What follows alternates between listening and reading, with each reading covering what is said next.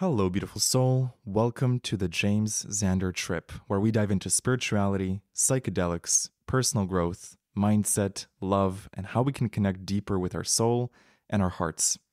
Joining me today is Ibrahim Ramzy.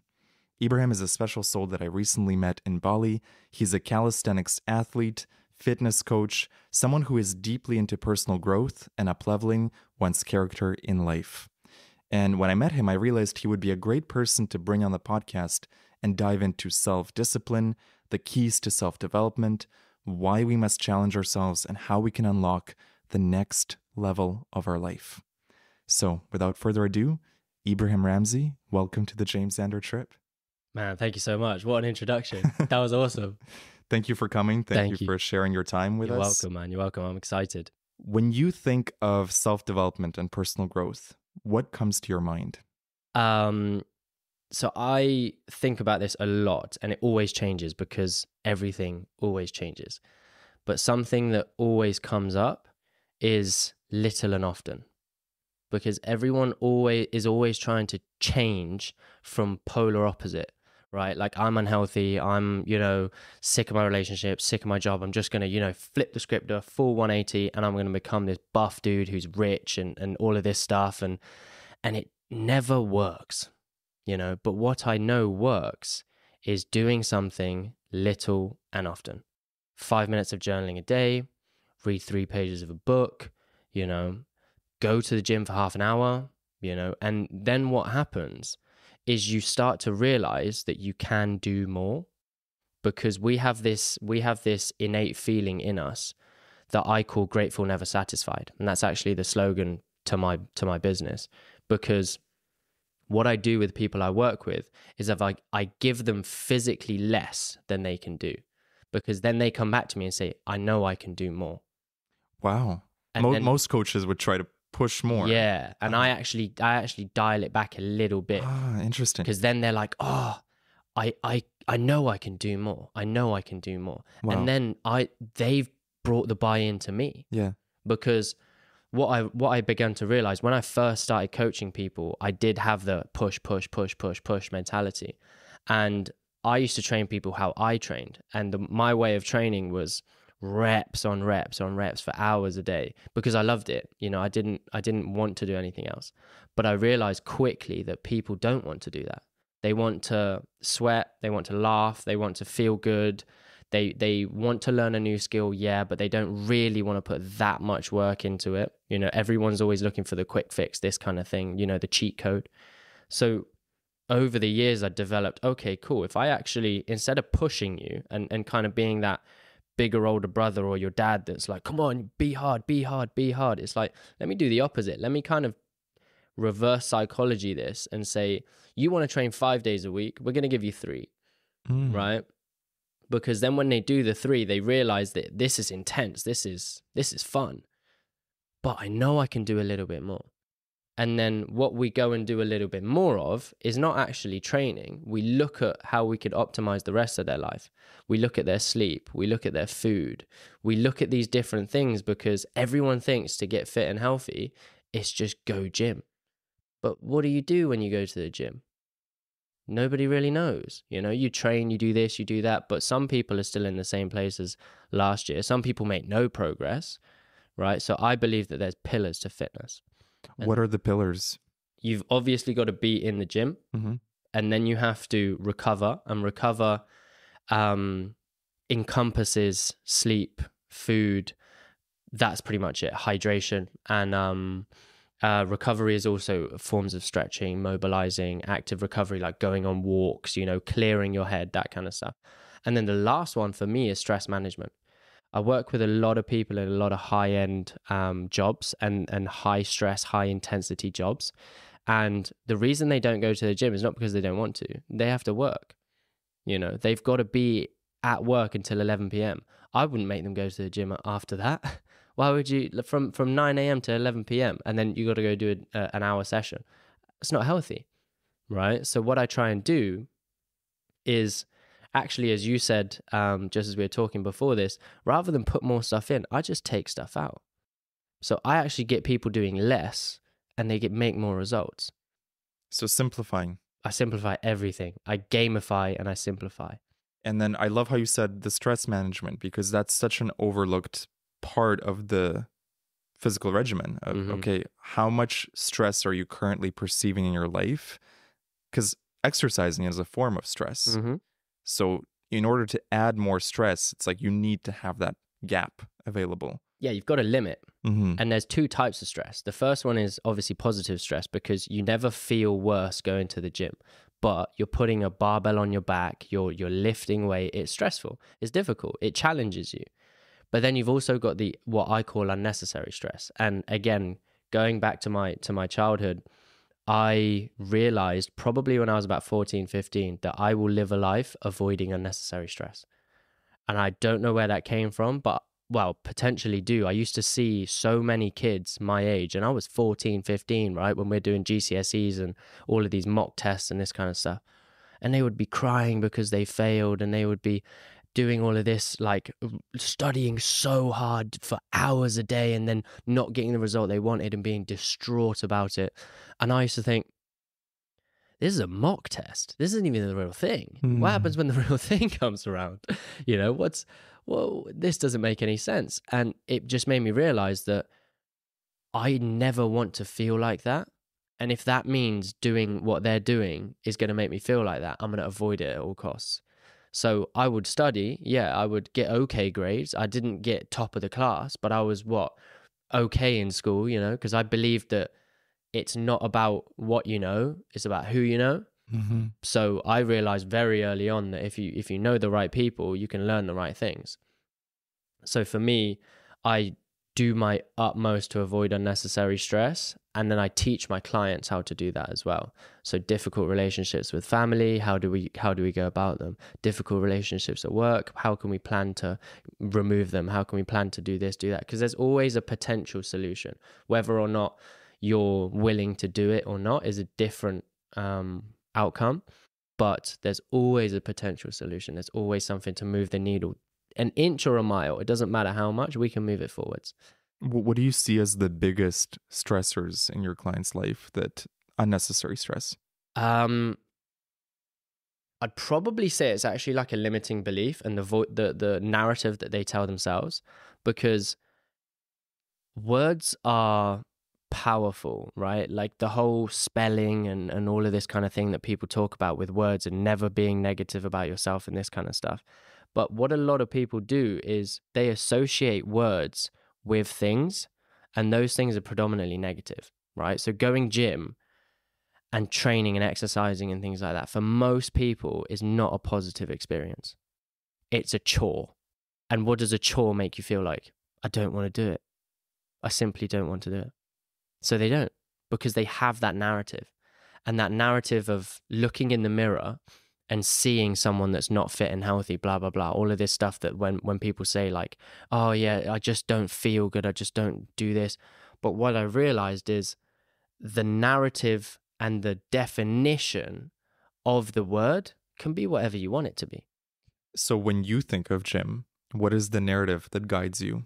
It's seeking discomfort, which is something that I love doing. You know, even being here today is like out of my comfort zone. I've never done a podcast before, but it's an experience that I'll be able to do, either learn from, you know, share with other people, this kind of thing. So seeking discomfort is massive.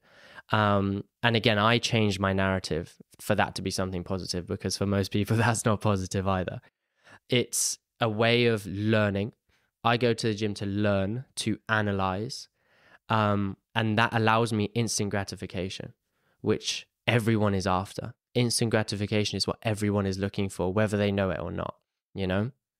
Why would you choose the long route when you can take the short one? You just wouldn't. We're wired to seek the quickest, simplest way. Yeah, for sure. You mentioned seeking discomfort. Seeking discomfort, and for sure. I love that concept when you talked about it on the beach when we first met. I'd love it if you can go more into that. Yeah, 100%.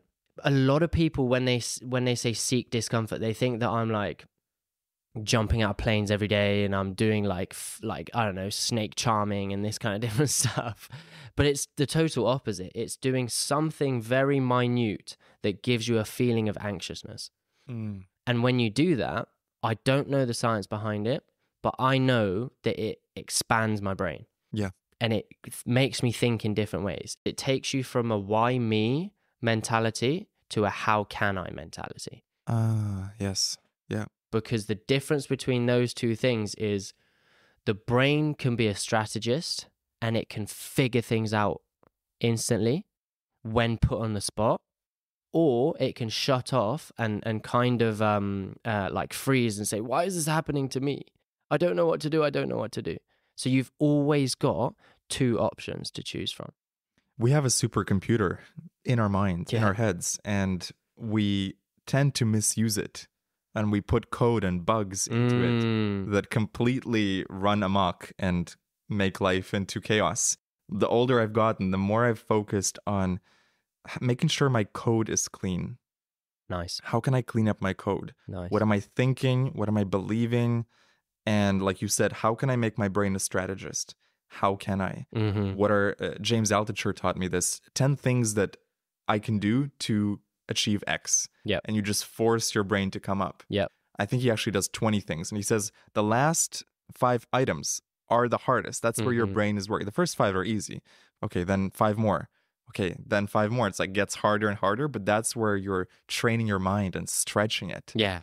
And I think that's what, when you said the brain expands or your mind expands, it's the stretch of putting yourself in not a jumping out of the airplane, but just a slightly uncomfortable situation. Forces you to think in new ways, forces you to come up with solutions on the spot. Yeah. And I call it leaning in. Oh, man. You know, it's like, okay, the water's cold, but I'm just going to take a little step into it. I don't have to go full body yet. And then a little more, a little more. And then suddenly you're in the cold ocean, enjoying it, loving it, in your element, where before you were scared of it, or, you know, exactly, metaphorically. Yeah. And that's what little and often comes from. Right? Because using the analogy of cold plunge, right? We all know the simplest way to get into a cold plunge is to just drop right in, right? Just immerse yourself in it. But if you've never done that before, and you've never experienced like proper breathing or anything like that, you can actually like die, you know, like from the shock. Yeah, from the shock. Like the shock is massive if you've never experienced it before. So a good way to do that is small spouts of cold exposure, maybe a cold shower, maybe just washing your face with cold water every day, that kind of thing, putting your head under the cold shower, that kind of thing. These different feelings. And then what you do, oh yeah, I could do a little bit more. Yeah, I could do a little bit more. Yeah, I could do a little bit more. And then eventually, as you said, you're swimming around in the frozen ocean. You're like, mate, this is fun, you know, because you took your time to adapt. You took your time to improve. You took your time to analyze. You took your time to, you know, ask yourself, how did that feel? And that's something that most people don't do. And like, it's very easy to fall prey to it and just be like, I want it now. I want everything that you've worked for. I want it now, you know? And that's something, especially with calisthenics, that like people see me do some sort of exercise and they're like, yeah, I'll be able to do that. And then they don't realize that I've been doing it for like 7 years. And they're like, oh, wow, yeah, that was hard. I can't do that, you know? I've come to the point where I really enjoy that it's a process for all the great things that you want to achieve. It's days and weeks and months of laying brick after brick after brick, laying the foundation. Very invisible work. Yeah. Very invisible work that people don't see. It's not flashy. No. It's not something I can put in an Instagram story and say, look, everyone, because it's oftentimes boring or very small steps. But over time, I look back at my podcast, my YouTube, and other things I'm building, and I'm like, there is no way that if I was to wake up today and say, I want to do this, even if I was the hardest working person, it still would take time, effort, and little tiny steps over time, little learnings, little adjustments, little calibrations. And it makes me happy that, okay, I've stuck it out and built that foundation, and now the harvest. And still more to do. But now I'm seeing the seeds sprout. And it's the most beautiful thing. And I'm sure the same thing with calisthenics, 100%. Where you've worked on something for a year to perfect a certain movement or technique, and then it clicks and it becomes effortless or it flows. That's artistry. You know, being able to do a podcast that flows, being able to have a YouTube channel that engages people, being able to do different things to a high standard is everything. Because what we're looking to achieve, I've realized this in the last year, is just freedom. When you're good at something, it makes you feel free because you don't have to think about what you're doing. You go with the flow. You create this rhythm that just allows you to enjoy the journey. And then when you get to the destination, you're a bit like, I wish we could carry on going, you know, because when you enjoy it, you want the destination to keep moving further and further away. It's the immersion that we're seeking, the full immersion of being in the moment. When it's done, it's like, okay, what's the next thing? Exactly. What's the next thing? You know, what's the next thing? And that's where a lot of people fall prey and sadly don't really get anywhere, is because they're just looking at the destination. And when they realize what it takes to actually get to the destination, they're like, nah, on to the next thing. On to the next thing. So it goes both ways. Like for me, there is no real destination. You know, because when I get to a stage where I believe I've helped enough people and I'm, let's say, 50, 60 years old and I'm not able to physically do the things that I can do anymore, I'm going to transition down the mind route, you know, and teach people how to develop their mind and how to do all of these different kind of things. So that's something that's going to be, okay, I reached that destination. Now I can transition into something new over here that's still relevant, that's still helping people. But what a lot of people do on the opposite side of things is that they've been taught and they've been told that life is easy and that this easy process will make you the 10K a month, will make you a millionaire, will help you get this hot girl, will help you get this car. And when they realize that it actually doesn't, right, because it's not easy, then they say, nah, I'm out. I'm out. And you see it with so many people all the time. And that's why being able to come to Bali and realize that these people got here because they actually worked for it. You know, the ones that end up staying anyway. There's a lot of people here that come and leave because their job back home, or they used their savings or whatever it was. The difference between the people that are staying here is that they actually realize this is going to take some work, and I'm okay with doing the work. I'm actually excited to do the work. Yeah. You know, that's the difference. Because I've said this before, and I told you this when we first met. Life isn't easy, but it's simple. And that difference between, like, if you look at the definition of easy and simple, simplicity says that it requires you overcoming difficulty. And ease? Ease is doing something with no difficulty at all. Okay, I see. Yeah. Yeah, I love that, because everything, we all know what we should do. And it is simple. Yeah. Why don't we do it? It's the age-old question, right? But for me, I realized that everyone knows what they should do, but they don't do it. Yeah. So if you're that one person that just tries it, you'll get the results regardless, because no one else is doing it. Yeah. It's like you're running a race of no one else. So you are the winner. Even if it takes you 10 years to get to the finish line, you won because you were the only one running the race. It reminds me of what Tim Ferriss once said about shooting for the highest goal you can, because there's actually less people seeking the top. More people are seeking the average and the slightly easier. So if you go for the top, you actually have less competition and more ease. Yeah, I guess. Yeah. Because it's the simplest way that I can put that is that people, as you said, would rather just be average, and they're okay with being average. You know, so when you realize that all you have to do is just 1% more than these people, and you get this exponential growth that they didn't even realize because they were okay being average. And you just said to yourself, do you know what? I'm not okay being average. I don't know what it's going to take for me to not be average, but I'm not okay being average. So it comes from that deep desire that we spoke about earlier, where people just are okay not having it. You know, the settler's mindset is what I call it. Like, you know, we'll settle down, we'll have this basic this and you know, this and that. And it's like, that's not what they really want. There's no purpose behind what they're doing. And that's something that is huge in today's world, is that 99% of people are settlers because they don't have a purpose.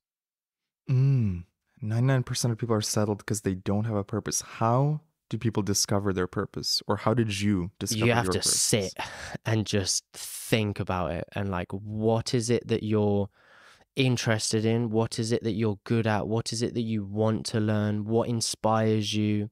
And these are questions that people don't want to ask themselves. Why not? It's difficult, to sit by yourself or go on a walk and actually think, what can I do? Yeah. What do I want to do? Exactly. Not what my parents are telling me to do or my friends think is cool. Yeah. What do I want? What do I want to do? And being truthful, honest with yourself. Yeah. Side note, this podcast has given me shivers already, man. This is intense. I'm enjoying this. This is sick.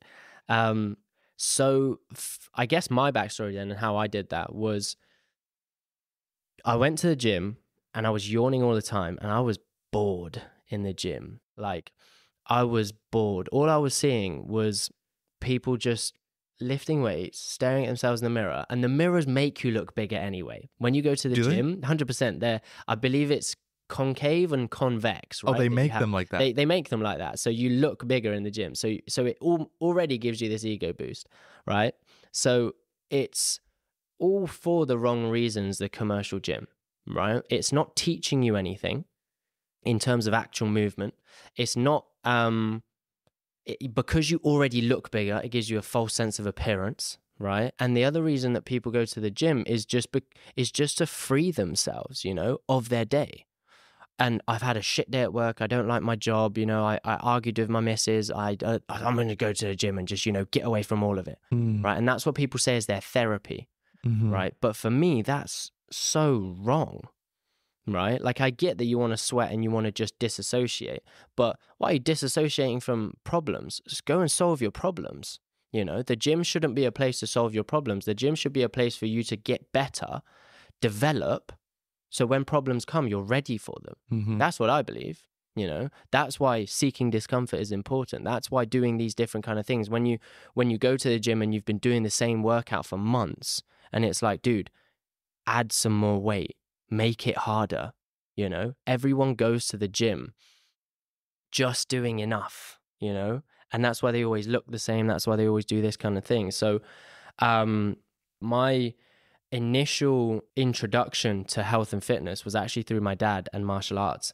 And that movement, like, you used to sweat differently when you used to do martial arts. And like, you would leave there in pain because of how hard you worked, but you learned a skill. You learned how to throw a punch, you learned how to throw a kick, you learned how to dodge a punch, you learned how to do all of these different kind of things. And then I transitioned into football and the cardio aspect of things. I developed abs, I developed this, I developed that, speed, agility, IQ, all of these different kind of things. And then when you go to the gym and you're just like numb, it's like this machine goes forward and backwards. That's all it is. It goes forwards and backwards. That's it. There's no intellect behind it. There's no, okay, why is it doing this? How can I optimize the movement? What can I do to get the most out of it? How can I, asking these different questions. No, sit on that machine and just push it. It's easy. It's simple. It will get you from A to B. That to me is not movement.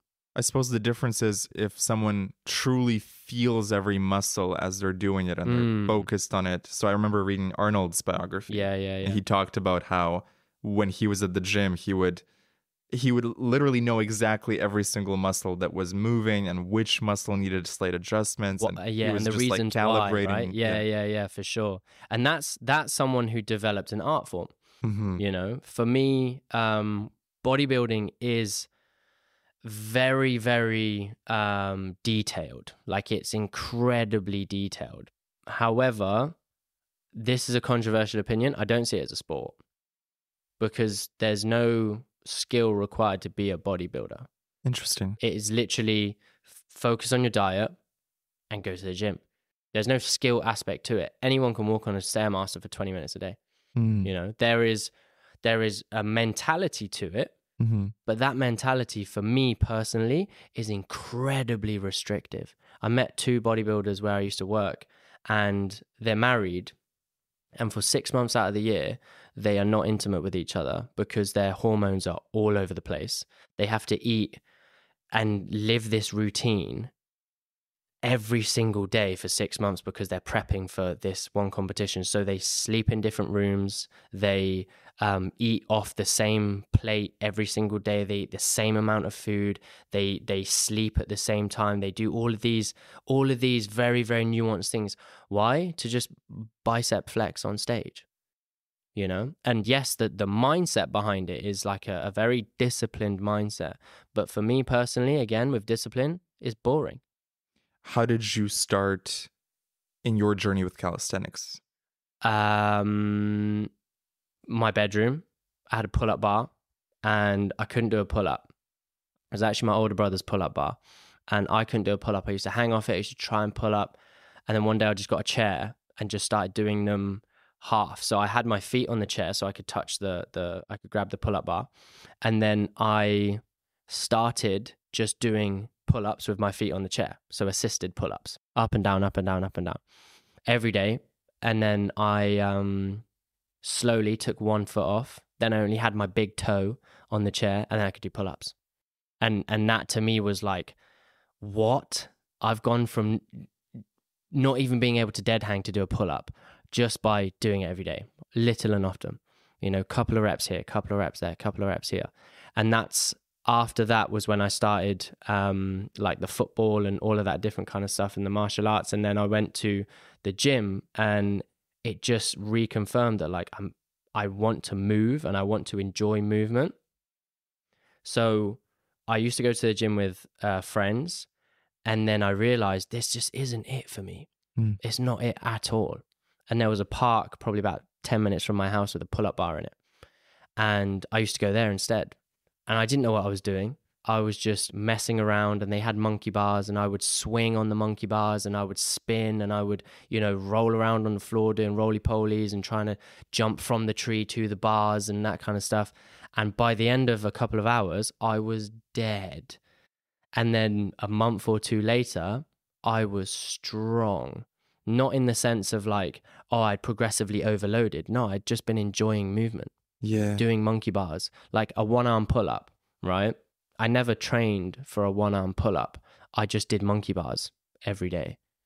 And that's one arm, that's called unilateral, right? Like you're moving with one limb and you're swinging around. And then one day I just pulled myself up and I was like, I did a one-arm pull-up.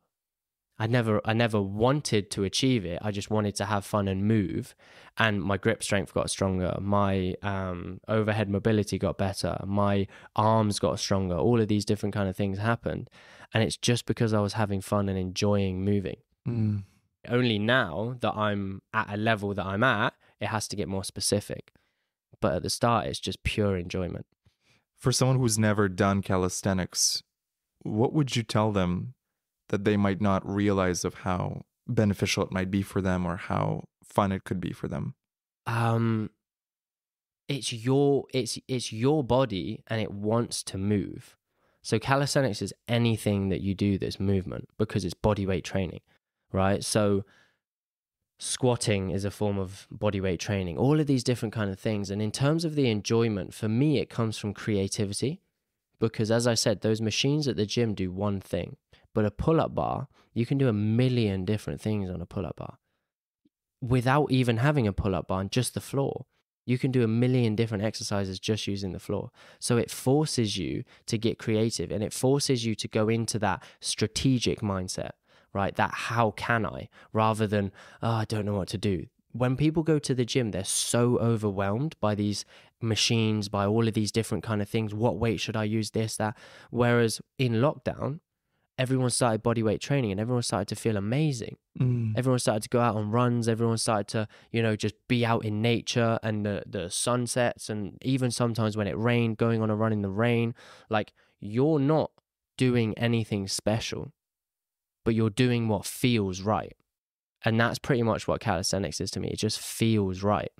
It has a very transferable approach as well in terms of we develop insane grip strength through calisthenics because you have to hold your body weight plus more weight sometimes. So when it comes to sports like martial arts, you have a good base already, right? When you need to grab someone, when you need to pull them this way, that kind of thing. When it comes to any sport, really, because the majority of strength and conditioning exercises from sport will be calisthenics moves. How have calisthenics developed your mind? The creativity side, first of all. The childlike creativity was amazing. And I tell myself this all the time. I never want to grow up. Like I love having that aspect to it of just being able to play. And you're going to fall on your face a lot, you know, in calisthenics. Like the failure aspect is probably the main reason why I am of somewhat success. Talk more about that. Because when you think about exercise, gym, and, you know, training, what is it that everyone always says? Train to failure, right? If you're not pushing yourself hard enough, you're not doing this, you're not going to make it, you're not going to get stronger, you're not going to develop muscle, all of this kind of stuff. But when you talk about failure outside of the gym, it's negative. Why is that? And that's just people's narrative on it.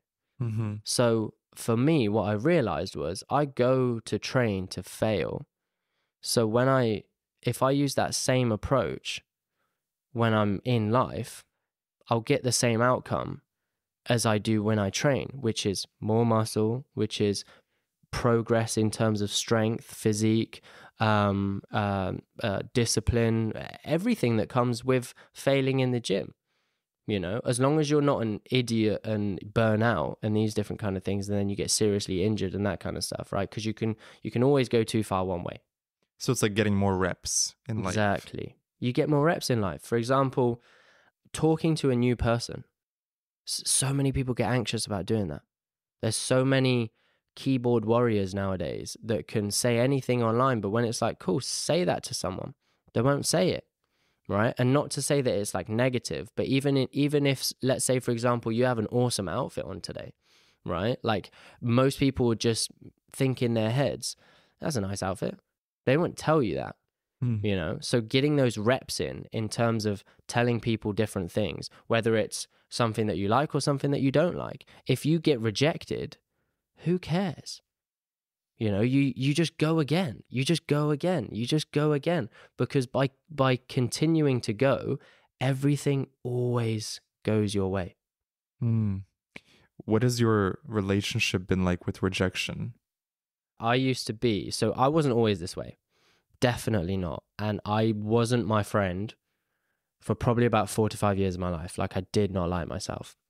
And that was hard because I was living a life that I didn't want to live. And the only thing that kept me sane was movement, right? Was having my own time where I trained in the park and I just felt okay. So I could go back to whatever I was doing.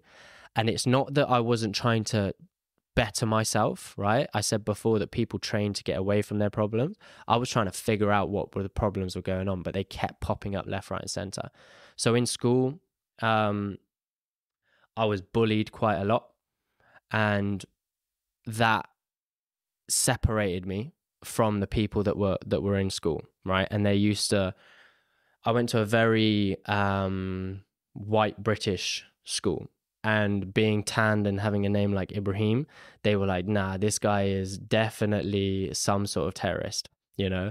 I was a Paki, I was an N-word, I was all of these different kind of things. And that was kind of my first experience with rejection. But what it made me realize was that by doing me and by just continuing on, everything came round my way, because they all wanted to be my friend by the end of school because of who I was. You know, I was good at sport, I was good at training, I was confident in my own abilities, and that made them realize, shit, this guy's not a bad guy. He's just got a different skin color. So by the end of school, after 6 years though, right, I had to go through about 6 years of it. After 6 years, they were like, no, like we want to be this guy's friend, you know? So for me, that was my first experience of rejection. Secondly, my dad, who is actually he does a lot of work for the people. and for charities. He works for the United Nations. He works for like Islamic Relief and all of these different kind of organizations around the world. But one thing he always did from a young age, probably the age of about, I don't know, maybe 12, 13, maybe even younger, while we were in school, we used to go out to the city centre every weekend for about 4 or 5 hours and give leaflets to people about how they can, you know, why Islam is something that can help you, right? It used to be, the leaflet used to say, Islam, the highway to heaven, right? If you want to be a good person, just have a read of it. And boy, we used to get everything thrown at us, man. Like, it was crazy. It was crazy. Old English people coming up and saying like, you're a terrorist. And I was like 12 years old, and this person shouting in my face like, you're a terrorist, get out of our country, you disgust me. People spitting at you, people, you know, literally throwing stuff at you. Like, it was crazy. But all I would see my dad do was say, God bless you, have a good day. God bless you, have a good day. God bless you, have a good day. And you're looking at him like, that guy's like swearing at you, he's trying to spit at you, he's trying to do this, punch him in his face. And my dad's like, nah, he's probably not a bad person, you know, he's probably just lost. And I didn't think any of it of the time. I was like, I hate these people, I hate doing this. In the time, I hated everything about it. But what it made me realize, years down the line, I can go into any social situation and be confident in what I have to say, be confident in who I am, because I did it from such a young age, doing stuff that I didn't really even care about. But my dad did it as a life lesson for the future. What is the key to confidence, in your opinion? Probably say failure. More reps. Yeah, and rejection and all of these different kind of things. Because if you use the why me mentality, you go down the route of self-loathing, and you go down the route of, oh, it's not going to work, you know, I give up. Or you go down the route of, oh, okay, cool, that didn't work. What did I do? And how could I do it differently next time? Or how could I replicate that because that was a good outcome? Yes. You know? Yes. Paying attention to what works has been such an important lesson for me. Most people, they pay close attention when they fail, but they don't actually pay close attention when something goes right. Even because sometimes it's quiet. It's like a small flicker of a candle and you got to fan the flames in that moment. You got to see what is making this burn. What is giving me the success here, even if it's tiny success. And then you grow with that and you focus on what works and do more of that. Yeah, exactly that. Do more of that. Do more of what makes you feel good. Do more of what gives you that not the instant gratification per se, but a lot of people get happiness mixed up with instant gratification. So if you feel like it gives you that instant gratification, and that's the journey and the route that you're going down, do more of it. You know, like for so many people, they think that what makes them happy and what they do naturally is not the right thing because of society needs to go down this route, you know, get a job, all of this kind of stuff. And that ends up numbing them. And it ends up, oh, I've just got to fit into this box, you know, I'm a circle, but I've got to fit into this square. So I have to change for this thing now. And it's like, that's not me. Yeah. You know? So what I actually try and do with people now is give them space to be whatever shape, whatever size, whatever thing it is that they really want to be, you know, whether or not that's through journaling, meditation, going to the gym and training, whatever modality it is that you want to train, you know. Is there a spiritual practice that has helped you the most with being connected to yourself? I used to meditate, and I still actually do meditate, I guess, because when I'm on my bike, and in the UK I used to do this quite a lot, I'd go on bike rides with no music or anything, and I would just think, and I would just let my thoughts kind of just fly through my head. Some of them would stick for about 10-15 minutes, and some of them would just fly straight through. But the sitting down meditation where you're like, you know, focusing on your breath and that kind of stuff, I've never really been good at that because I'm such a fidgety kind of guy. Like you'll see throughout this podcast, like I'll move every kind of 2-3 seconds, you know. So meditation for sure, but my own version of meditation. Yeah. you know? Everyone's is different. It's like clearing the inbox, right? When you're Yeah, for sure. riding the bike and you allow yourself to clear and mark as read all the thoughts that have been sitting in your head. Such a good way to put it, man. Yeah, that's such a good way to put it. Yeah, for sure. Exactly that. Journaling is awesome. You journal every morning, right? I journal every morning. What's your process like with journaling? What are you noting down or reflecting on? Different things. Always how I'm feeling and how I felt. And then how I want to feel and how I can actually feel it, right? Because a lot of people say, I want to feel this way. And then that's the extent of the conversation. Give me an example from your life where you said, I want to feel a certain way, and here is how I'm going to do it. I'd probably say today, actually. So I said to myself, I want to experience more. And I don't know, it doesn't matter what more is, but I want to experience more because I felt like I left my hometown, my home country to come out here. And if I'm not experiencing this place as much as I can, well, I may as well go back home. Right? I may as well just stay in that bubble that I was in. What's the point in being in this new realm and just staying in this tiny little bubble that I've created for myself? You know, be uncomfortable and experience these different kind of things. So I said to myself, I want to experience more. And how can I experience more? It's going for sunsets at different beaches, going on day trips by myself, you know, getting lost, this kind of stuff. And then today came up and it was like, dude, this is an experience.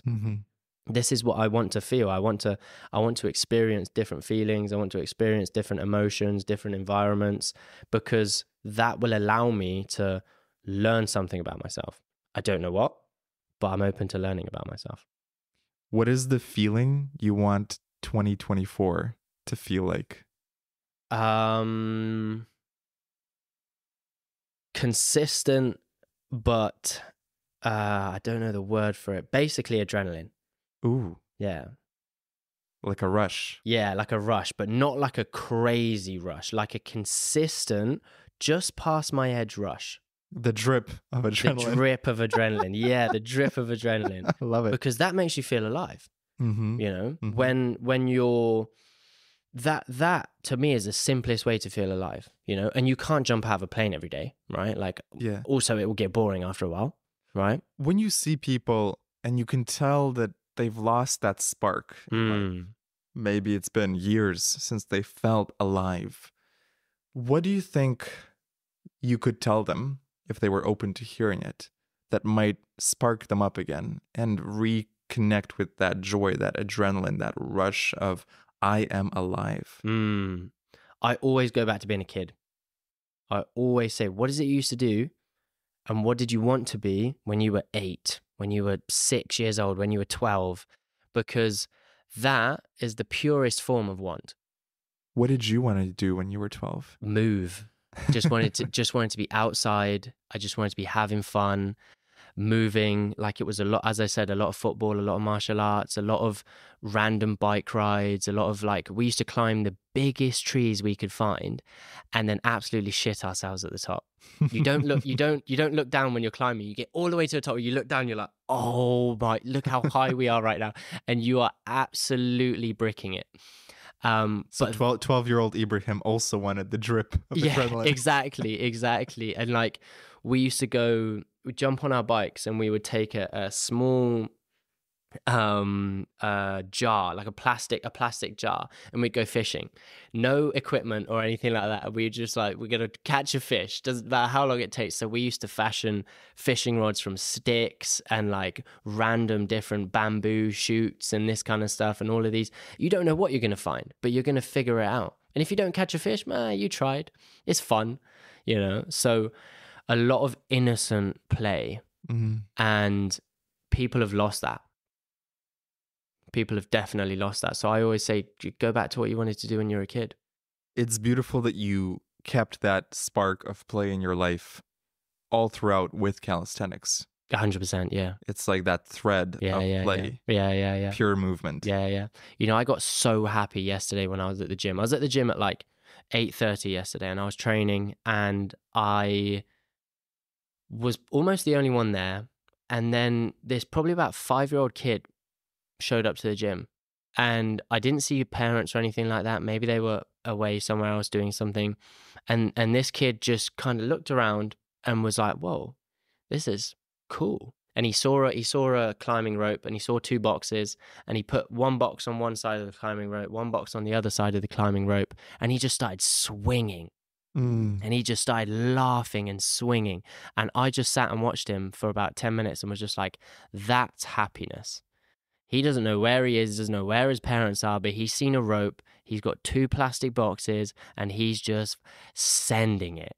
And then he got these other little balls that were around the gym, and he just started running around with them, and he started like trying to move bits here and there. And I call it the floor is lava, right? So like you're jumping around, trying not to touch the floor, using anything but the floor to get around. And that's what this kid was doing, you know? And he was having so much fun. And most kids would have been on their phones or asleep or anything like that, or like waiting for their parents. Whereas this kid was like, I just want to move, man. I've got so much energy. Let me use it. If your 8-year-old version was to meet you today, is there anything he would say to you? Thank you for sticking to the script. Love that. Yeah, that's been a big thing of mine since I was a kid. Do something today your future self will thank you for. When you say sticking to the script, can you elaborate? So being me, pretty much, because what is my script? What is my story? What is my purpose, my drive going forward? It's mine, you know. It could potentially be influenced by other people, but it's mine, you know. And meeting different people and being around others, like-minded others and things like that can give you more things to add to your story. But essentially the core of it is what you want to do, what you want to achieve, and who you want to be. And as I said, when I was younger, I wasn't my friend, but I knew deep down that I'm going to do something to make myself proud and make myself enjoy the day-to-day. And yeah, I did that. I was reading Reality Transurfing recently, amazing book. And in it, Vadim Zeland, the author, he talks about lifelines, how everyone has these infinite parallel lifelines. And it made me think of, what is the ideal lifeline for my life? And it's like, for you, the script, like, what is my ideal script, the movie of my life? Yeah. And sort of adjusting, calibrating your energy, your thoughts, your actions to, as much as possible, move closer to the ideal timeline that your higher self wants for you. That's interesting. Do you think there is an ideal one? Like not a perfect, I guess, ideal? I think probably from a cosmic perspective, it's all perfect. Yeah. There's no mistakes. But there's probably more enjoyable timelines that you could access. So I think our intuition is always guiding us towards that. When we have these repeating ideas of, oh, I should move to Bali, or I should start this business, or I should talk to that person. I feel like I could use some mentorship in this area. That's your intuition. That's your higher self communicating with you, saying, come this way, come this way. Now we have free will, so we can always say, not ready, too scared, not going to go talk to that person. And then we stay in the current lifeline. Yeah. But there's always that little voice saying, you might enjoy this. Go over here, you know? Just give it a go. Give it a go. See where it takes you. Try it out. Yeah. So I always pay attention to that. And mushrooms have helped me so much with that as well. Of every time I do psychedelics, it's tuning me in. I can actually see in my mind, this is the highest version of myself in this moment that I can access. Okay. And then you come back down to earth from the trip. And then it's a process of building your way back up to that higher self. And can you build your way up to that higher self without mushrooms, or do you always need mushrooms? So the mushrooms, what they do is they give me the North Star, the reference point. And then they give me homework that when I come back to my sober self, this is what I should do. So sometimes it'll be like, you need to call this person, or you need to apologize to this person because it's blocking you in some way. There's resistance here. Or you need to start the podcast. What are you doing? You know, so it's like, it'll shine a flashlight on what you most need to see or what you most need to hear. And because you're hearing it from yourself, you can accept it more because it's not a guru preaching to you. It's your own subconscious mind or the universal superconscious mind telling you this is what you need to look at. And sometimes it's hard, like a tough trip. I get excited for those because that means there's some real work about to go down. Yeah, for sure. This is the dark parts of you that you've not been looking at. You're going to look at this for 6 hours. And then when you come back, you better do the homework. I'm going to repeat this lesson. It's going to keep coming back around until you do the work. Crazy. Okay, that's very cool. Yeah, I think that's because what everyone is always looking for is that, as you said, that North Star. Yes. Right? They're always looking for that. And that's my job as a coach, is to kind of do my best to help people figure that out, but then realize that we are right here. And if we want to get to that North Star, what can we do today, in the next week? What can we do to move the needle forwards? Because everyone loves looking at the North Star. Everyone loves looking in the mirror and just visualizing. And everyone's a manifesting guru nowadays, right? Like, let me tell you what your future's supposed to be. What are you manifesting for the future? And it's like, dude, don't get lost in the present, you know?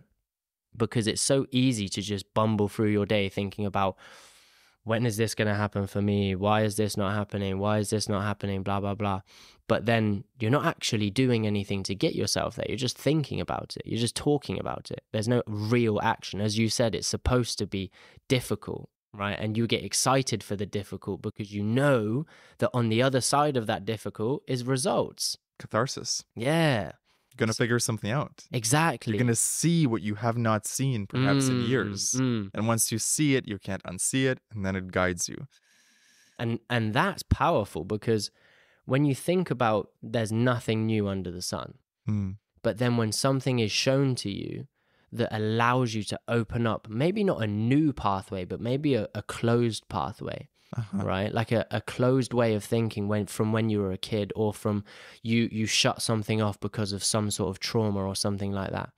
But when, let's say, doing a trip or actually asking yourself the difficult questions opens you up to be like, whoa, okay, that's where I need to be putting my energy. That's something that I need to do, be it apologize to someone, go and speak to someone, completely remove a habit from your life, completely include a habit in your life, whatever it is. Move countries. Legit, yeah. Like so many different things. It could be the outcome of so many different things, but if you're not just looking for it, but if you're not open to receiving it, it's never really going to come. You're always going to kind of miss it, you know? It'll be there, but you'll just kind of miss it.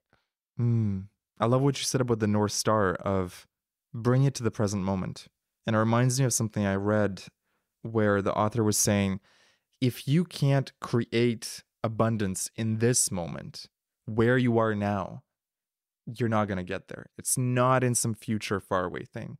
If you can't appreciate the cup of coffee or the ginger and lemon tea or the sunset and feel the abundance of that, there's no amount of money that will give you that feeling. Yep. But if you can feel it now, then the doors open in other ways to reflect. The money comes, the opportunities, the people, the friendships, everything under the sun that you want.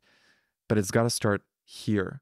And so I always think, how can I create that flicker, that flame of success right here, right now? How can I create the flame of abundance right now? The gratitude, the love, everything and anything that you're seeking. How can you create it in your life today? And it's also your responsibility to, because a lot of people will put that responsibility on someone else. Like their family, their partner, their friends. Right? Like, my situation is not ideal because of X, because of this person, because of da-da-da-da-da. Yeah. Right? Yeah.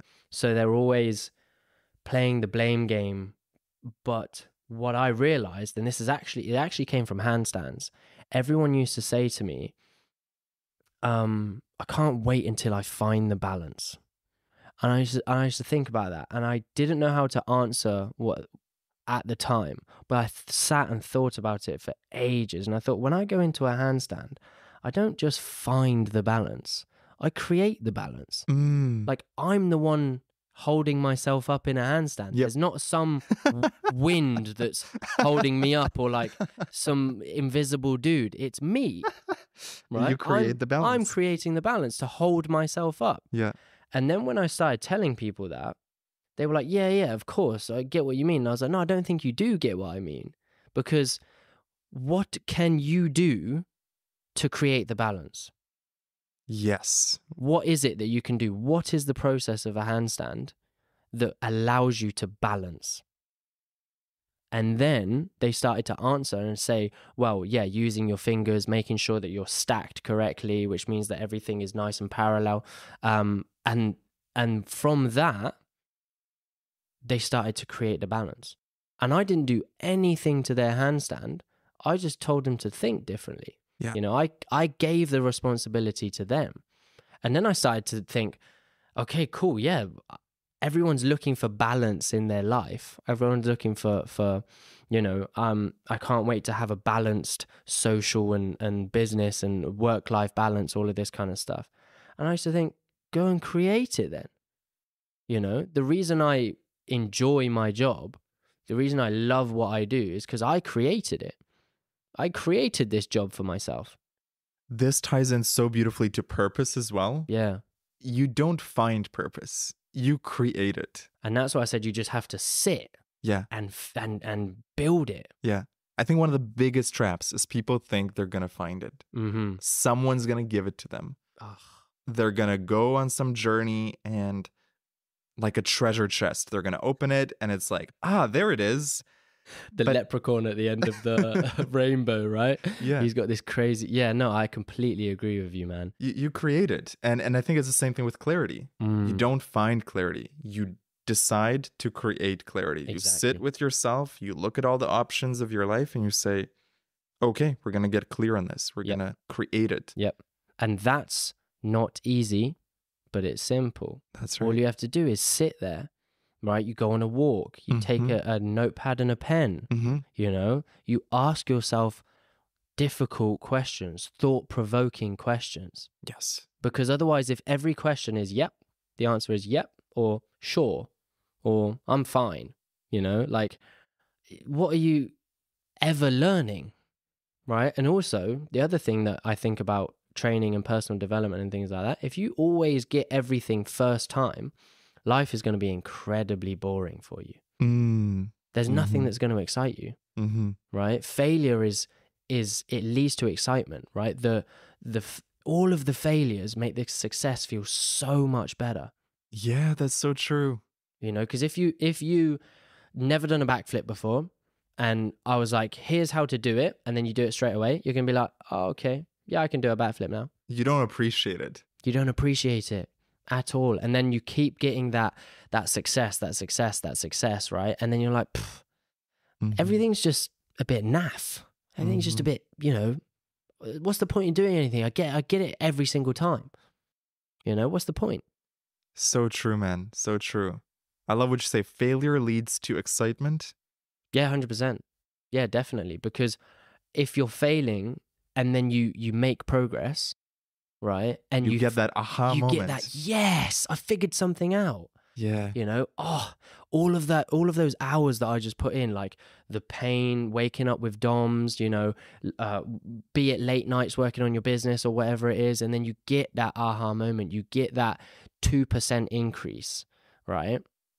That's happiness because you're building something. That's the difference between serotonin and, I forget the other one, dopamine. Right? Like dopamine is getting likes on your picture and all of these short, eating a cake, and it makes you feel good for 5 minutes. But the serotonin of happiness is when you build something. Let's say if it's even a plant, right? And you just water that plant every day. You water that plant, and then 6 months later, it has the most beautiful looking flower.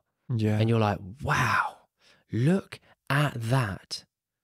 That wouldn't have come, right, if I just, you know, watered it once and just left it. And I gave it that 5 minutes that it needed. But I gave it something every day. I put the work in towards something every day. When you build something, that's happiness because you can look at it and you can even step away from it and it's not going anywhere.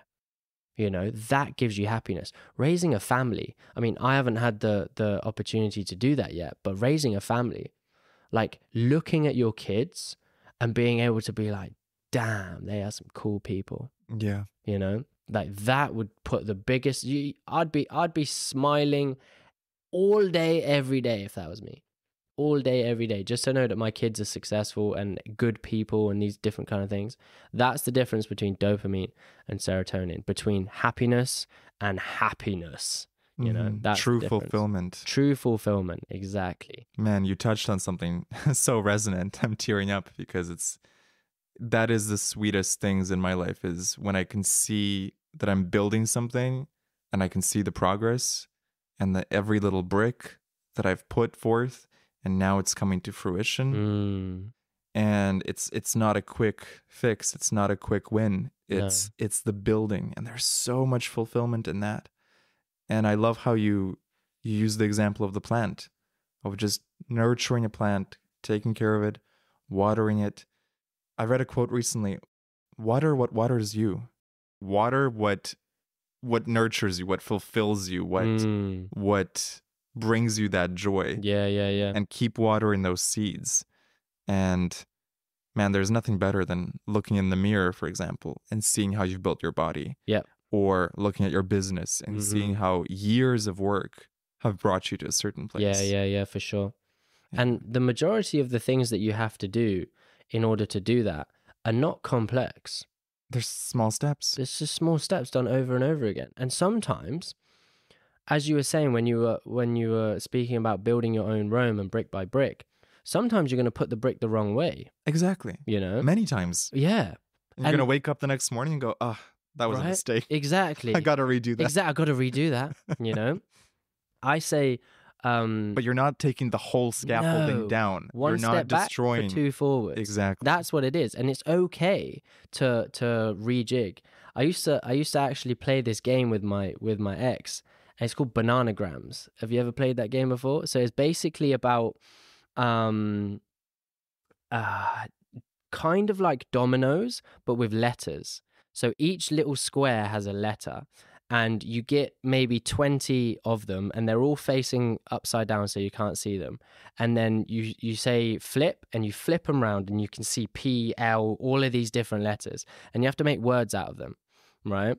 And then let's say you make the word fire, right? And then using the F, you can make another word off the top, and then you can make another word and another word and another word and another word. And then you realize you've made as many words as you can, and you realize you've got these 5 letters that can't go anywhere, right? You've exhausted your options. So what I got taught from my ex was that you just rejig. You take one word out, maybe 2 words out, and you can make more words with them, and you put them back in. So I'm not removing the whole thing, just a section, and I'm just rejigging that section. And then what it does is it gives me more opportunity to put more things in, right? To get more out of that area, right? And it didn't mean anything to me at the time. And I wasn't very good at the game, I'll be honest. I used to lose every time. You weren't rejigging enough. No, exactly. I wasn't rejigging enough because I was slightly afraid to take it out. Right. And not start again, but start again, you know? Like, I'm not removing everything, but I'm removing a large portion to start again. And that's why I always used to lose. And then recently, what happened was that in my life, I was afraid to give something up. And I knew that through journaling, it made me realize that I can't move forward unless I rejig. And then I just thought of bananagrams. And I was like, this is the same problem, just manifesting itself in something completely different. I love that. So I said to myself, okay, cool. I'm not going to lose this game of bananagrams, right? I'm going to rejig this. It's going to hurt. It's going to take some time, but I have to rejig it in order to give me more opportunity to move forwards, right? The 1 step back for 2 steps forwards. And doing it was a very difficult decision, and it's one that will sit with me for a while. You know, when change happens, it's going to sit with you, it's going to have an effect on you, but it's okay, you know? And from that, I feel better. Yeah. Although I still feel slightly down, I feel better overall. You feel more alignment. Exactly. I feel like what I did was for the future, for that second step forwards, right? One step back, two steps forwards, to take that next step forwards for me. And it meant that I have to do some learning. I have to do some sitting with myself and realizing what I've done and how I'm going to get to the next stage using the strategic mindset. And with that, I feel good. You know, I always, as I said earlier, by seeking that form of adrenaline, sometimes it's not a good form of adrenaline, right? Like when I had to make the decision, I had a hole in my stomach and I did not want to do it.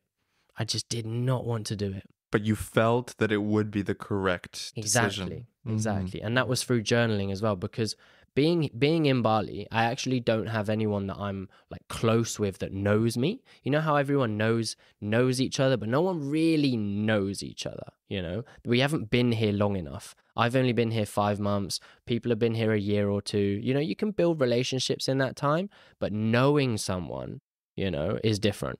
There's a disadvantage to that. There's also an advantage to that allows you to recreate yourself. Big time. Become a better person, step into the greater you. Big time. And that's my purpose at the moment. So I have a personal purpose and I have a business purpose, right? Because I am not just my business, you know, I'm still Ibrahim, you know, the goofy little kid from Oxford that, you know, likes climbing trees and bricking it at the top, that kind of thing.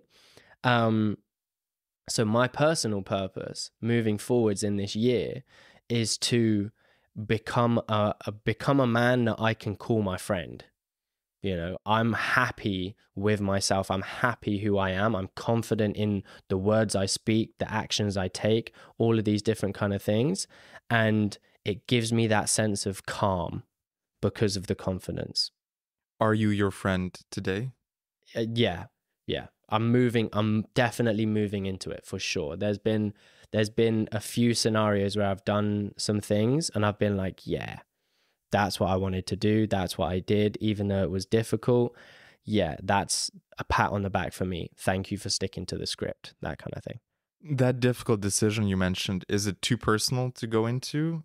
Not really, no. I mean, it's basically breaking up with my ex. Oh, I see. Because we actually moved to Bali together and she was probably the only person that knew me. And Bali wasn't really for her. When I came here, was in awe. I felt like I had discovered a new level to the video game. Yeah. Oh my God. You know when like you play Assassin's Creed and you get all of the new swords and you get all of the new fits and you get all of the new skills? I thought, oh my God, look at this wealth of stuff that I can use.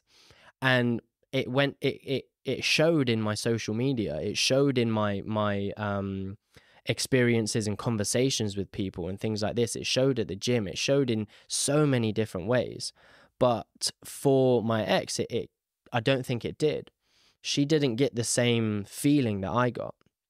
And that to her was a little bit demoralizing. And we actually had an open conversation about it, and she was jealous of me in a way because I was doing so well. And she had the intention of coming to Bali and doing so well too. We both did. You know, we were in the same industry. She helped me massively with my business. She helped me massively with my mindset. We were very good for each other, you know, in that sense of the personal growth. And then it started to diminish. You know, it started to get slightly harder. And initially I was supposed to go and travel with her to Antigua, where her family live. And then things happened and I wasn't able to go, but she still went. And obviously that's one side of the planet to the other side of the planet. You know, that was more, we've done long distance before, but that was way more than long distance now.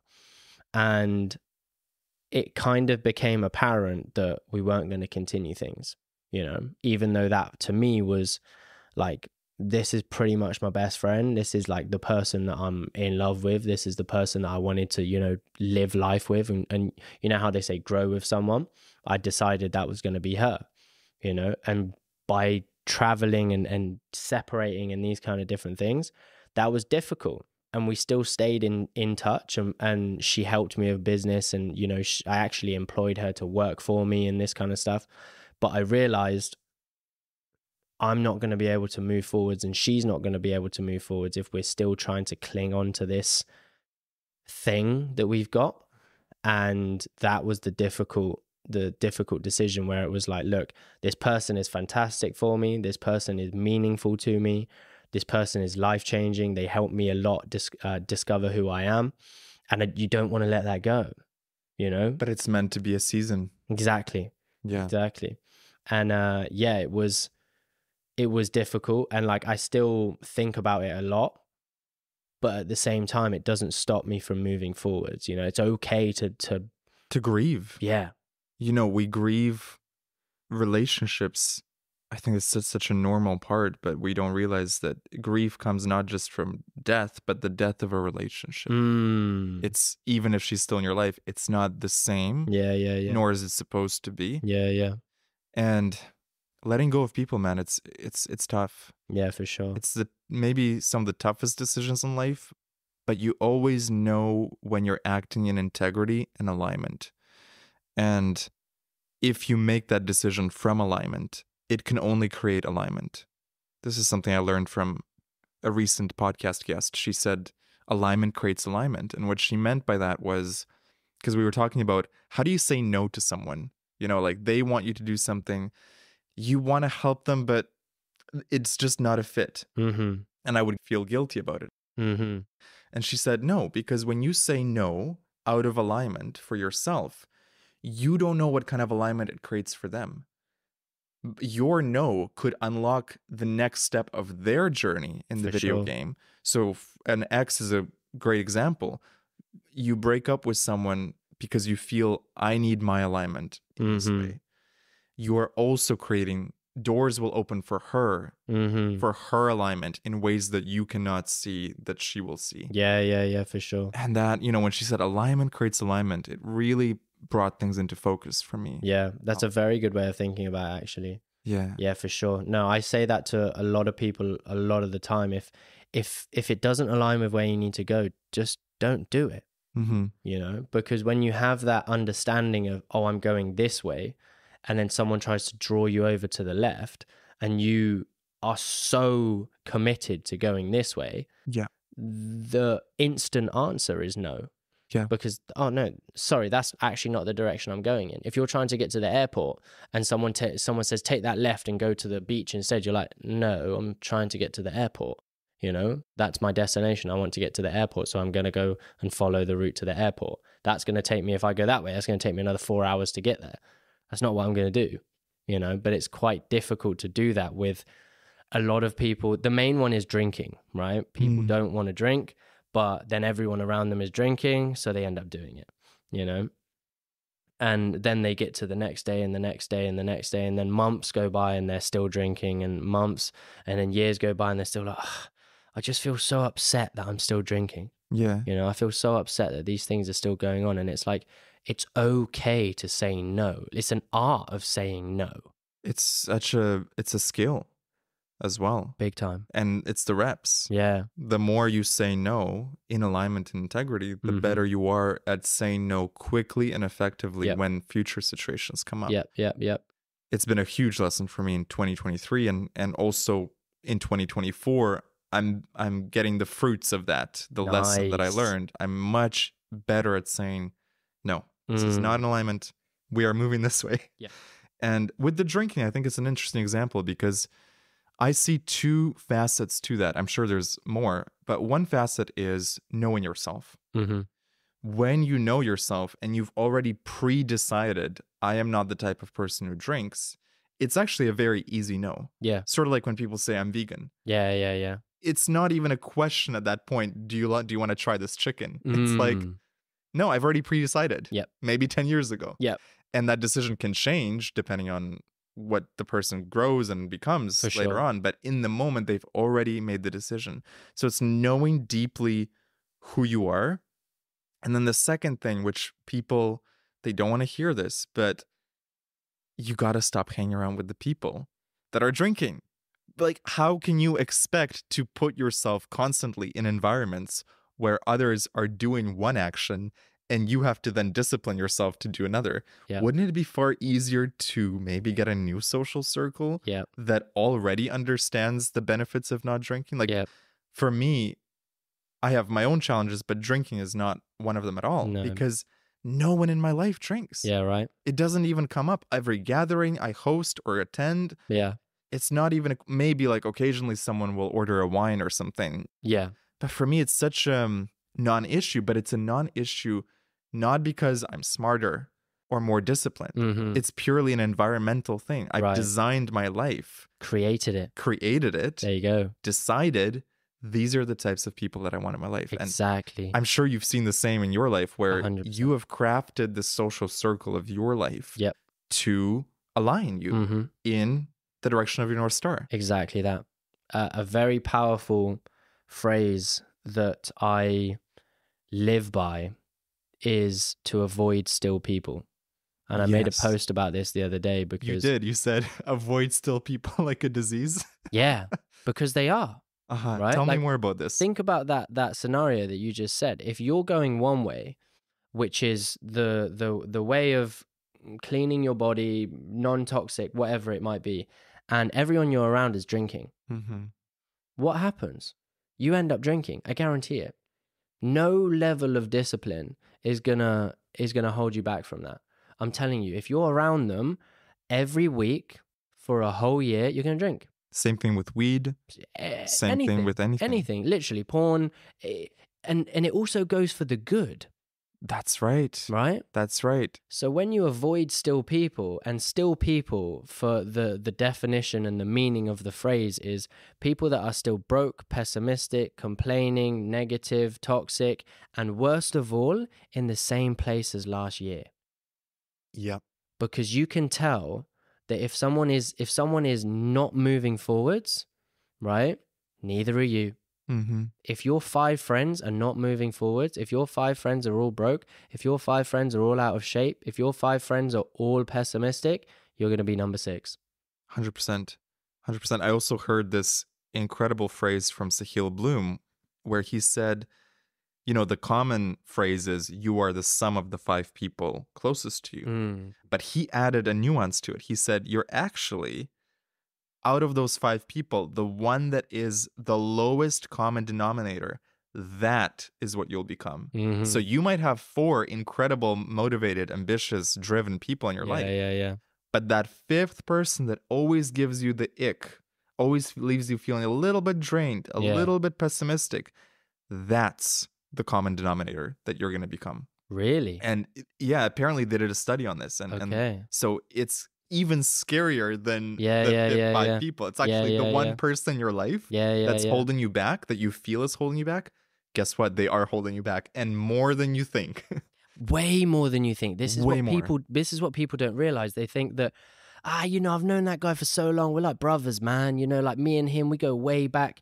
And you don't realize that the energy that they're draining from you, the thoughts that they're making you have that don't put you in the right direction. They're renting space in your head, and you only have so much space. Yeah, you only have so much space. So I say avoid them, leave them on red, right? If they message, read it, don't reply. Just dip. And it's okay, choosing solitude rather than being in a group of people and feeling alone is way better for you. 100%. 100%. Some of my deepest transformations came from months of being mostly alone. Yeah. And then after the transformation, that season of transformation comes to a close, then I can go out and socialize as that new person. Yep. But if I was trying to integrate while also mingling with old energies, man, that slows you down.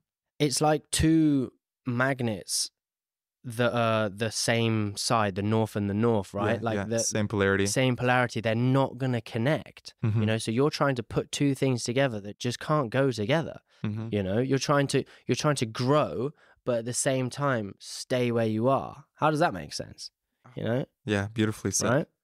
Yeah, very, very important for people to realize that it is okay to spend time by yourself to better yourself. If you're forcefully putting yourself in your room all day, every day, and just watching Netflix and doing this kind of stuff, no, go out and party, right? Go out and do whatever, you know, because at least you're outside socializing, because we are social human beings. Be conscious about it. Exactly. If you need a break, Yeah.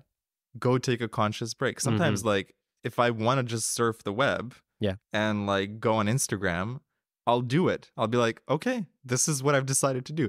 It's actually energetically different than doing it haphazardly and not paying attention to the energy. Yeah. When you say, okay, I'm going to eat this junk food, and then you feel bad, you're like, okay, this is why I didn't eat junk food before. And it just reminds you. Reaffirms it. And then you go back to the North Star. Always back to the North Star. And that could be literally the one thing that guys and girls take away from this podcast, is that, like, find your North Star, and it may move as you grow older, you know? Yes. It may continue to just seem like it's a million miles away, but as long as you're just looking for your North Star, because that, to me, comes above everything. It comes above everything, especially as a man. Like, women will be more attracted to you when you have one. You know, your friends will treat you with more respect because you have work to do. Your family will be able to rely on you because they know that you're someone who is of purpose, who is of value. So everything always comes back down to your purpose. It comes back down to the reason why you're here. And I also think that there's a deeper reason to why we're here, which doesn't require purpose. But that's like an even deeper question, which I'd like to go into with you, is like, why are we even here? Right. You know, like taking the purpose out, taking the job, taking the career and all of these different kind of things out of it. Why are we actually here? That's something I've been thinking about recently. And it's like, dude, this is blowing my mind. It's so interesting. So interesting. It's the ultimate question, man. It's what when I discovered psychedelics, I got super excited because I felt like they were giving me answers to that. I remember, people have heard this story on the podcast before, but when I smoked DMT for the first time, whoa, and I could see the raw source code of reality, is how I would describe it. Okay. Not the desktop icons that feel tangible and real, but the actual energetic frequency and vibration of things. Everything, the books that we're talking about, like the spiritual books, and I could see it. And I was like, oh, wow. Okay, so we do live in a hologram. I knew it. I knew it. But, you know, to literally see it, it changes your life. For sure. So your question is beautiful. Why are we here? Why are we here? You know, the simplest answer that I found is, this is a school for consciousness. It's a game we choose to come and play. It has a finite end. No matter what, you're going to die. Yep. So you always get an exit out of the game, even if it's a very shitty round. Don't worry, it'll be over soon. But it's meant to stretch us, to make us grow. You know, I feel like when they say on the highest level, you are already whole. You are already complete. Yeah. But you come here for the illusion of separation, the illusion of incompleteness. So you can play the game. You can find your way back to God. You can find your way back to the unity. And that really resonates with me. It's not a new idea. It's something people have probably heard before. But the idea of this is a school for your soul. Okay. And we've probably come here many, many times. Yep. In different incarnations to learn different lessons, or maybe the same lesson when we need a repeat. I'd love to hear what you think. There's always something to learn, right? There's always something to learn. And I mean, just every year I've been learning more and more. And I think it's partly because I'm more aware.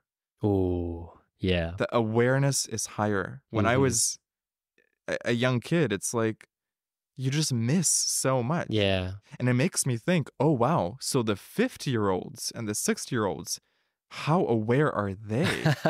Yeah, right. Like, we think of them as like so far away in terms of age, but they're still little kids inside, just with an older body. Of course. and B, the amount of wisdom and experience and the intuition that they must have. I'm like, I should talk to more 50-year-olds. Yeah. That's super interesting to think that, actually, because yes, similar experience to me. As I've gotten older, I've become more aware. I think that's the one massive key to us being here is awareness. You know, awareness of your surroundings and coming back to this moment, even though we are in this world, just being in this moment. But I think something that's come up recently for me thinking why we're here is to experience. You know, like, I believe we are all of the same thing. I don't know what it is, but we're here to experience however we experience, you know. And I definitely want to think about it more and go deeper, but your experience is different to my experience. And then the cool thing is we can share those experiences. So you're like, whoa, I never thought that something like that could happen. Yeah. But that's actually someone's experience, you know? So for me, there's so much to experience. And I've come to that realization pretty much this week, you know, through journaling, is that I'm here to experience. So I want to go and do it as much as possible. And similar to what you said about that there's always a lesson to be learned, like we're here to play the game and learn the lessons. Experience is a lesson, you know, because you can learn what to do, you can learn what not to do, you learn what works, what could work better, so many different things. But the only way you learn is awareness. So yeah. Experience. Yeah. I think that's the beauty of 8 billion souls, each having their own worldview. And I like to think of it like 8 billion different softwares running. Yeah, right. And when two people meet and they chat, they are sharing software. Oh, how do you think about life? Oh, that's the limiting belief that you have. Oh, but what does that say about me? And then it's like sharing software and apps and installing apps. When you can learn from someone, you've installed their app in your system. And now you get to see the world still through your own lens, always through your own unique code, but borrowing a few ideas from this person, a few ideas from this book. And isn't that such a sweet experience? Definitely. That's why I think it was Jim Rohn that said, I can't believe people don't read, because you literally get to experience someone's wisdom of 60, 70, 80 years compressed in a 100-page book. Why would you not want to learn from their experience? Oh man, that's so powerful. And that was one of the lessons that Jim Rohn taught me, for sure. That's what got me into reading. You know, I don't read as much as I should, but when it comes to reading, that it's literally that whole person's thought process and the most condensed, succinct, smartest thoughts that they've had. They're not going to put their dumb thoughts in a book. Exactly. And you get the best of that person. Yeah. And you don't want it, you know, because it's like, you know, when people look at buying a pair of shoes and the shoes are $50, $60, you know, and they're like, bang, that's a good deal. And then a book is $15 and they're like, too much. It's kind of pricey, man. You know, a book for $15, dude. Damn. I mean, maybe I'll just go and buy a burger for $15 instead. You know, that's something that fascinates me when it comes to people's priorities and this different kind of things. But it means that they're just not aware. Well, it's like you also said the story that they're telling. Like with the gym, the story is it's a chore. With the book, it's a chore. If you think of a book as an app with the smartest thoughts of this person on any topic you want in the world, you can find the best book about it. You want to learn more about sales? Here's 10 books, top best-selling books. You want to learn about philosophy? Here they are. It's right there. And all it is a willingness to learn. To be open-minded, and to allow the book to change you. Allow the book to change you. To change you. Wow, yeah, people need to hear that. You have to say that again. Allow it to change you. That's so important, man. Like, so many people are looking for change, but then when it comes their way, they shut off from it, you know? And that's something that people, if you just, maybe it's the whole little and often thing again. You don't need to change everything about yourself today. Just change one thing. If, let's say it's your outfit, right? And your outfit is just off, but you don't want to change all of it. You just change your right sock. You know, no one's even going to see it because you're wearing a shoe, you know? But then you change, I don't know, your watch. You change for something very insignificant, but to you, it has a big impact. Yeah. You know? And that's what's important, is that you're taking the steps to make those changes. And when it comes to learning off of people that are also, like, some of these people that write books are dead. We're never going to be able to meet those people, but we can still learn from them. Oh, yeah. You know? You know, one of the best exercises, I believe Napoleon Hill called it the mastermind, which is you take the 5 historical figures that you most resonate with, dead or living, could be Steve Jobs, could be Einstein, could be Alexander the Great, and you, in your mind, go to a room, round table, and they're all sitting with you. Nice. And you say, guys, this is my problem. I just broke up with my ex and I'm feeling shitty. Yeah. What would Steve Jobs say about that? And you instantly hear his energy. Yeah. If you've read his books or understand who he is. Okay, what would Caesar say about this? What would Napoleon say about this? And you can also bring like people that you know into the circle. Like, what would my mom say about this? Yeah. And it's just the most incredible thing. Your brain will conjure up thoughts that are not yours, or perhaps they're yours, but they're of a different flavor. You don't usually access them. Yep. And that's because you're asking yourself those questions. Most people just won't, but it's a skill in itself. It's a very uncomfortable skill, but it becomes something that you learn how to do on a frequent basis, to be like, okay, what would this person think? You know, what influences have they had on me that I can continue in my life? Whether it's a routine influence, whether it's a thought influence, whether it's a speech influence or anything like that, right? You can ask yourself, what have they had on me? You know, and how can I take that forwards? Yeah. You know, it's something that I think should be taught. Maybe, like, people should understand, because a lot of people can resonate with what we're talking about, but do they do it? Kids know it innately. They ask questions all the time. Yeah. And we get older, the ego gets stronger. We don't want to look dumb. Yep. We don't want to ask dumb questions. And we stop asking. And we think it's this aesthetic thing that we're doing, like, oh, we just don't want other people to see that we don't know something. But it actually influences how we think inside. Interesting. So where no one knows what we're thinking, but if you stop asking questions on the outside, guess what? You're also going to stop getting curious about the inside. For sure. So people think their thoughts are private. You can actually tell everything that everyone is thinking just by looking at what they're talking about, how they're speaking, how they're walking, how they're standing. Everything is right there, visible. We've just been taught to be blind to it. To not judge the book by its cover. I always think, no, you should judge a book by its cover. Definitely. Not in a judgmental way, but open your eyes and just look at the truth in front of you. Yes. And then there will be no red flags that you didn't see in someone, because your eyes are open. You're actually perceiving not what they're saying, but who they are. Do you think there's a daily practice that people can do to better themselves towards that? Mushrooms. Maybe not daily. I think sitting with yourself and examining your life and looking in the mirror and examining yourself is the greatest practice for that. If you can start to identify and listen to what life is trying to teach you.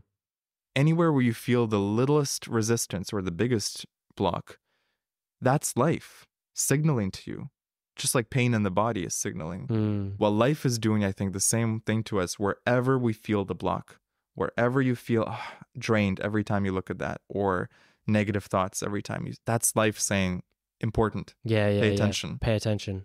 We do the opposite. I'm not going to look at that. So life needs to scream louder. and louder. And then we get into some chaotic situation that really Now slaps it's us too around. late. Yeah. Wakes us up. Mm. So, yeah, my friend likes to say, the mother, like Mother Ayahuasca or Mother Earth, Yep. she talks in whispers, and you have to listen. Yeah. Before it becomes the screams. I think also on that is you can listen, but do you hear it?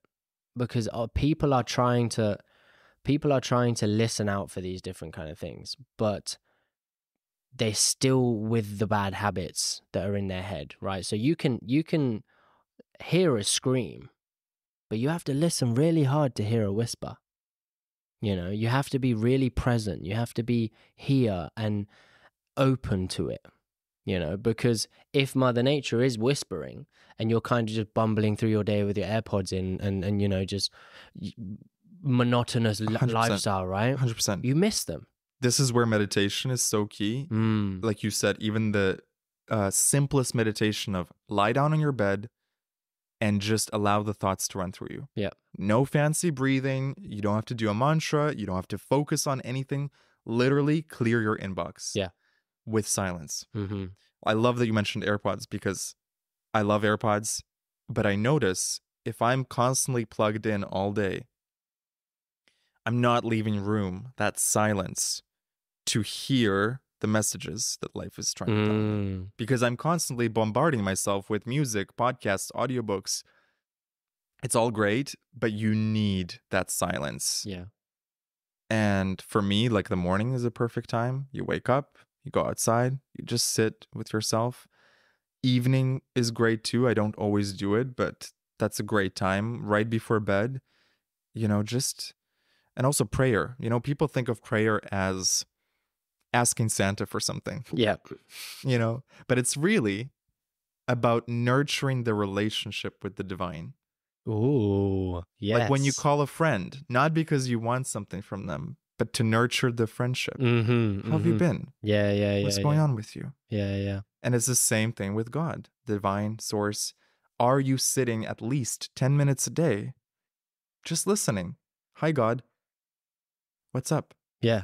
You know, and just allowing that presence to permeate you. God is always with us, but are we listening? Exactly that.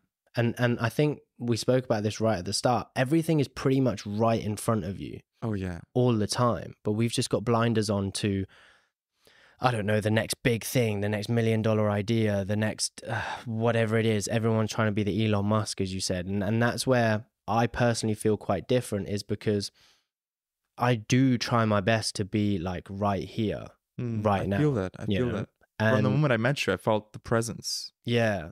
It's in your eyes. Yeah, and that for me is just a lot simpler to do, you know, than thinking about all of the ideas that run through your head and all of this and all of that and these so many different things. But yeah, as you said, like God is right here, the divine is right here. Open your eyes, close your mouth, and open your ears. You know, it's an amazing feeling to just be in silence. I train majority of the time without music, and it's just nice.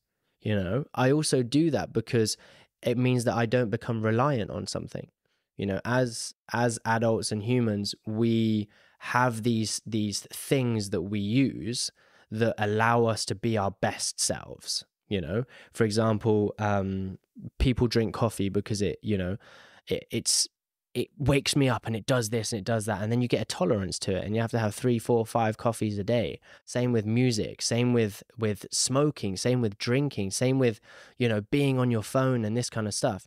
I have this thing and I don't know where it came from, but every now and then, maybe month or however week or something, I'll just switch it all off to show myself that I can do it. I can live without it. Do you feel a detox? Yeah. I don't do it for a detox. I do it for the sole purpose of realizing that I'm me and I don't need it. I want it. You know? So when I drink coffee, I only drink coffee if I'm about to work. I drink it for its purpose. You know, coffee to me doesn't taste nice.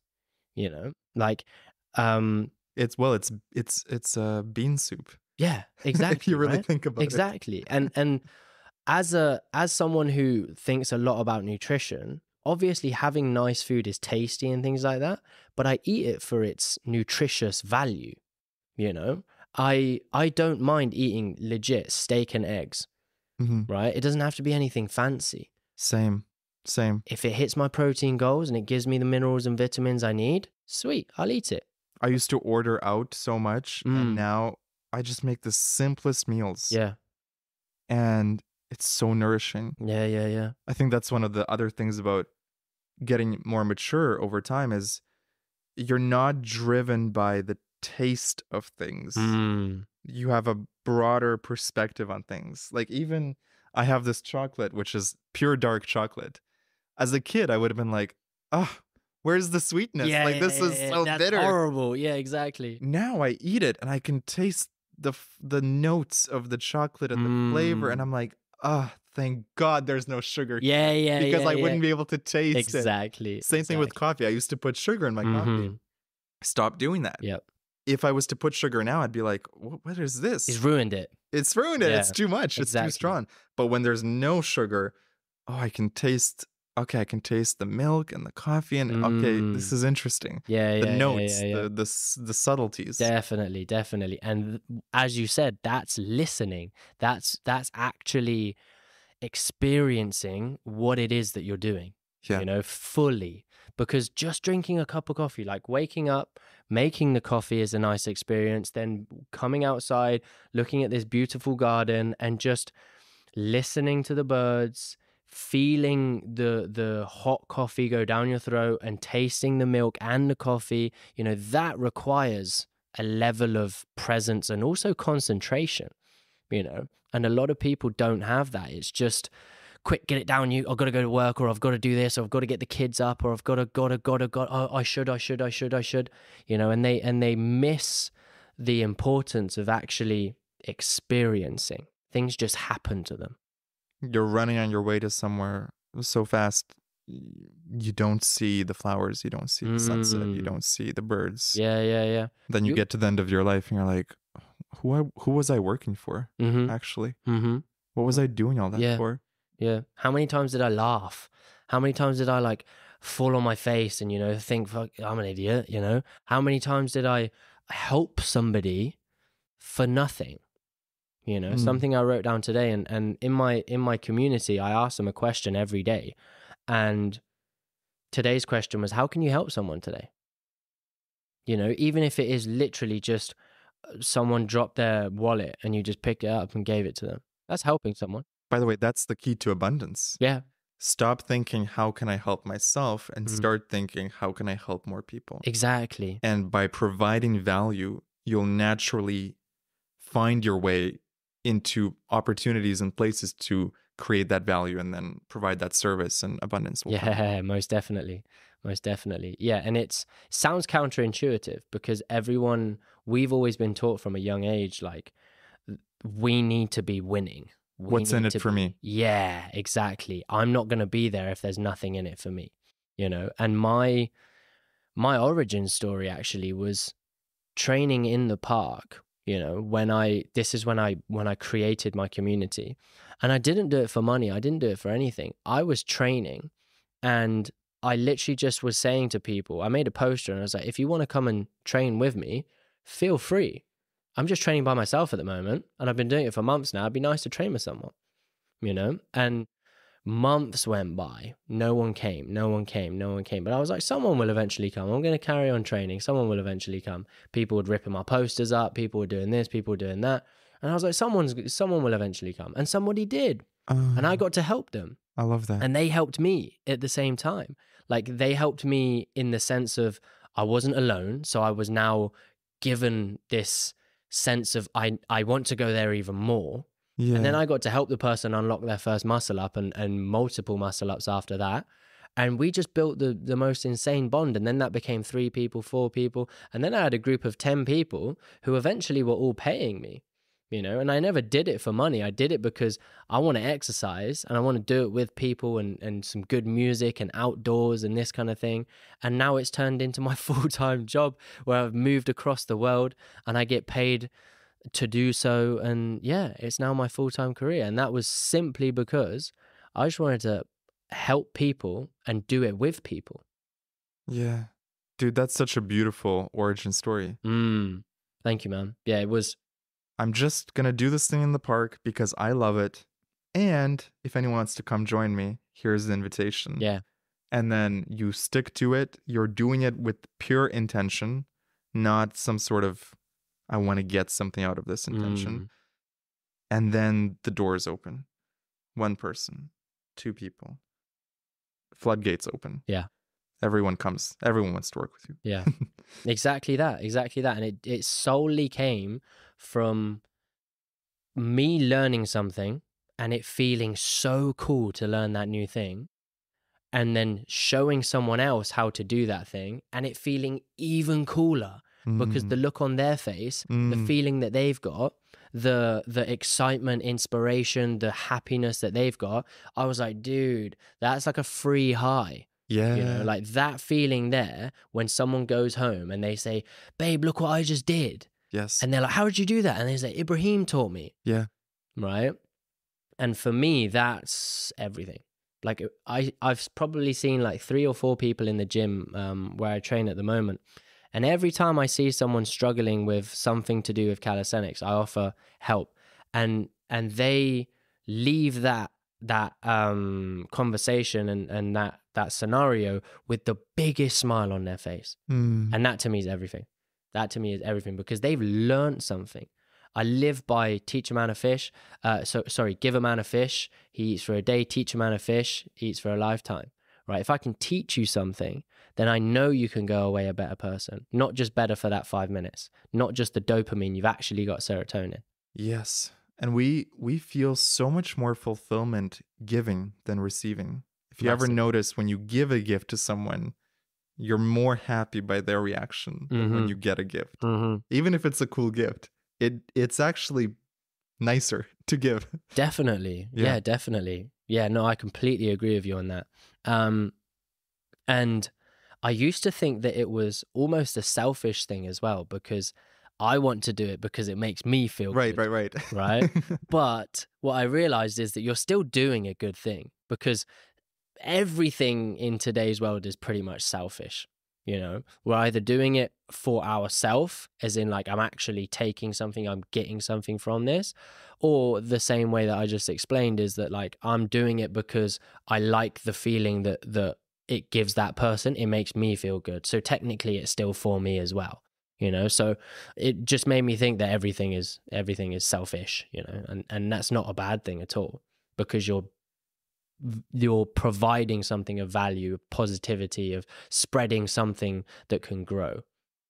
You remind me of something Abraham-Hicks said in one of their books. They said, everyone is inherently selfish. You cannot help but see through the eyes of self.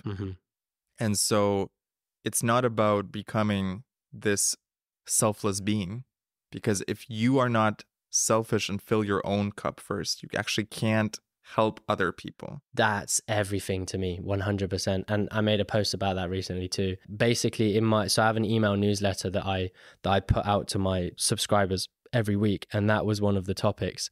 Stop trying to help others before you help yourself.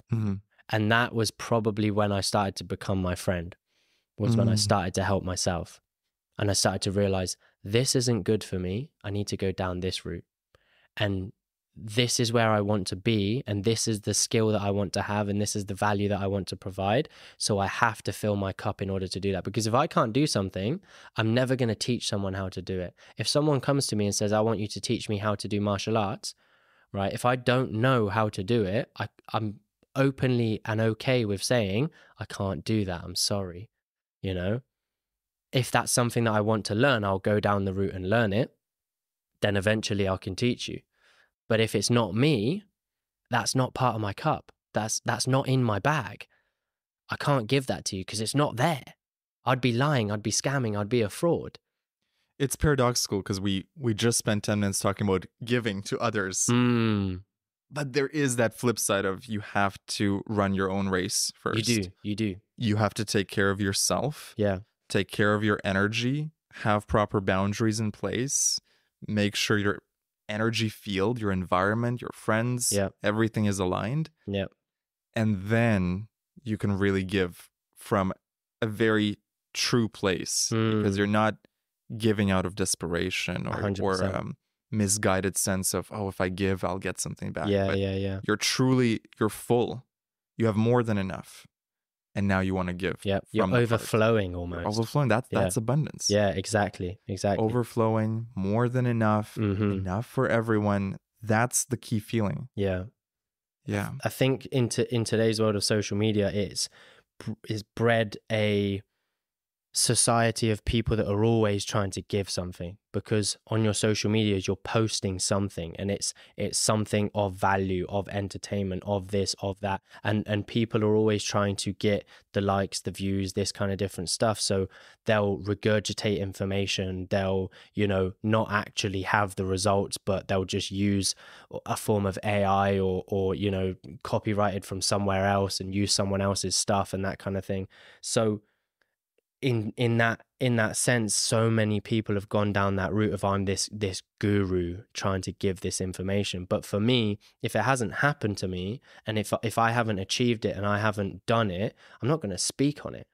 I'm not going to say like, this is what you should, this is how it works, this is this. For example, let's say we've got like AI or crypto or something like that. I don't know enough to give information on that. The times in my life where I've put a foot in my mouth is when I started talking about things that I have no business talking about. Exactly. And so these days, I will only speak on something with definitiveness, with clarity. Yeah. If I truly know my shit. 100%. Yeah, otherwise, 100%. I don't know. Is exactly the best 3 words. I don't know. And that's fine to be able to do that as well. I learned that when I actually had a job selling suits and watches and stuff like that. That's where you got your style. Yeah, I guess so. People would come to me and ask me about some new thing. And when I was new at the job, I didn't know, right? And I used to go to them and be like, look, in all honesty, I actually don't know what that material is. I don't know this and I don't know that. And they were so much more happy to hear that rather than me just spew some waffle, right? And then be like, you're lying. I now need to go and talk to someone else, right? So you've wasted their time. You've made yourself look like an idiot. They no longer are going to trust you. They don't have a good impression of you. But if you're authentic and charismatic enough to say, do you know what? It's actually my first week here. I don't know. They'll be like, oh, okay. That's so endearing. Yeah. Thank you for being honest. Do you know someone that does? Right? And then also, if you don't know something and it's part of your, let's say, job to know, and you don't go and learn, and then you're there for 3-4 months, you are now a moron, in my opinion. You should have, that was your job. You should have learned that, right?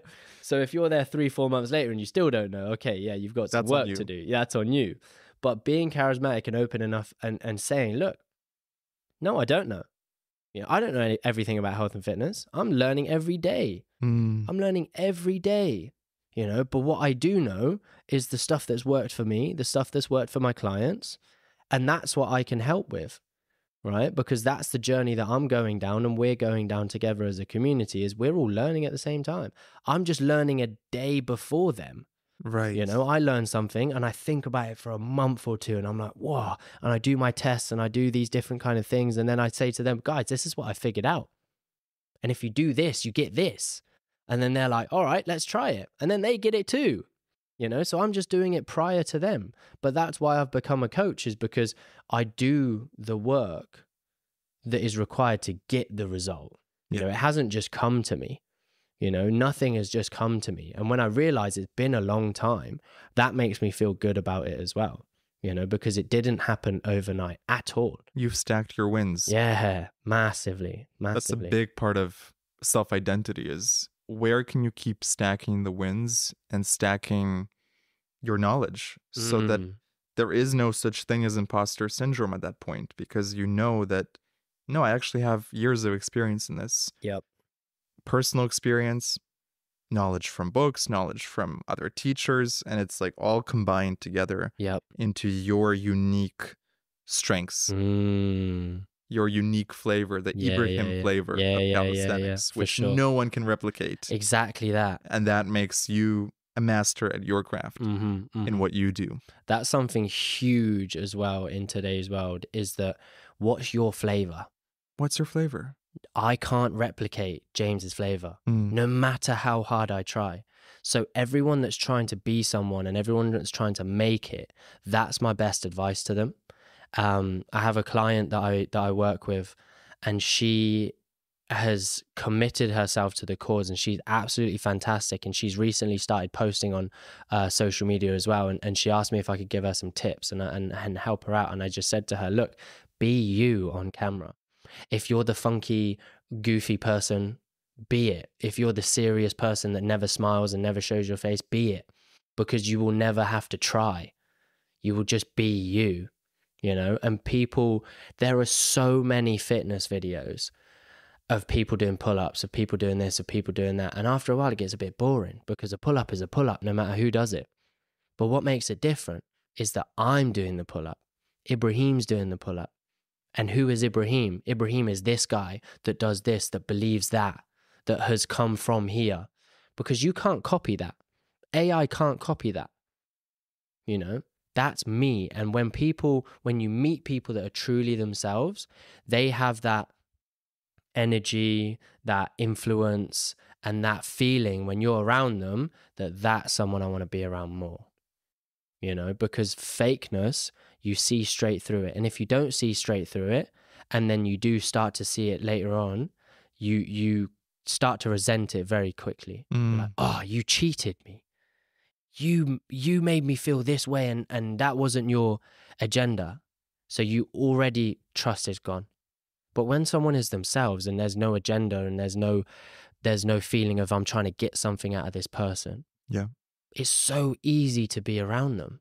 Yeah. You don't have to try. And if you're not around them and then you come back after 6 months and you spend time with them, it feels like you were with them yesterday, because they're still them. They haven't changed for money or fame or whatever it might be. So that's my advice to people that are trying to figure out what to do. Find your purpose. Is who are you? Find yourself. Find yourself. Fill your own cup. The best line I've read recently from reality transurfing was, stay true to your own credo. In a world that is trying to shape you into all sorts of other people and do this thing, this is trendy, stay true to your own credo. And if you look at the greats, whichever industry you're in, the reason they're iconic is because they're so true to their own credo. They don't give a flying hoot why someone is doing this or this. They're themselves. And you instantly recognize their flavor. Yep. And you might say, that's not for me, but you respect that they've stayed true to their credo. You have to give them respect for that. You can see it. Yep. And it's undeniable. Versus someone who is, they're trying to copy someone else's approach, which blocks them from discovering their uniqueness. They're trend hopping, they're, on to the next big thing, and they're trying to capitalize on that. And it doesn't come from a place of genuine authenticity. And you can see that. And when you see that, it gives a bad taste in someone's mouth. It's like, I thought you were someone, but you're really not. Yeah, it's below your standards. Exactly. That's how I like to put it. Yeah, for sure. Standards are everything. Dude, this is the key, right? Yeah. Raising one's standards, it unlocks the doors that have been locked to you. Life is waiting for us to say, no more of this. This is below my standards. And I think the trap that sometimes people fall into is they kind of wait for life to set the standard for them, and it doesn't work that way. You set the standard for the relationship you have, the partner you have, the friends you have, the abundance you have or don't have. Yeah. And life will match it if you are committed to that frequency. Do you feel that? 100%, man. I think we must have a very similar mindset, because everything that you're saying is, I have a notes page on my phone and it is literally this. I read your notes this morning. It's literally that. Raise your standards. Are you interested in progress, or are you committed to progress? Because if you're committed to progress, raising your standards is a no-brainer, right? Choose Coke or water. When you raise your standards, you look at Coke as something that is actually negative, right? Because it is. We used to use in school when I was a kid, I couldn't believe this. We used Coke to clean a toilet. Because of the acid in it. Yeah. And they used it as kind of like this thing. And I said to the teacher, we drink that, don't we? Yeah, hold on a sec. Yeah. And she was like, yeah. And I was like, why are we using it to clean a toilet? Right? I was like, sorry, what? This is, by the way, where the perception we were talking about, when you see with your eyes, not what the words are saying, but you literally see reality as it is. They're cleaning the toilets with this. What does that mean? And you're drinking it for pleasure, right? I'm cleaning my toilet with it, and you're using it for pleasure. It's wild. Right? Insane.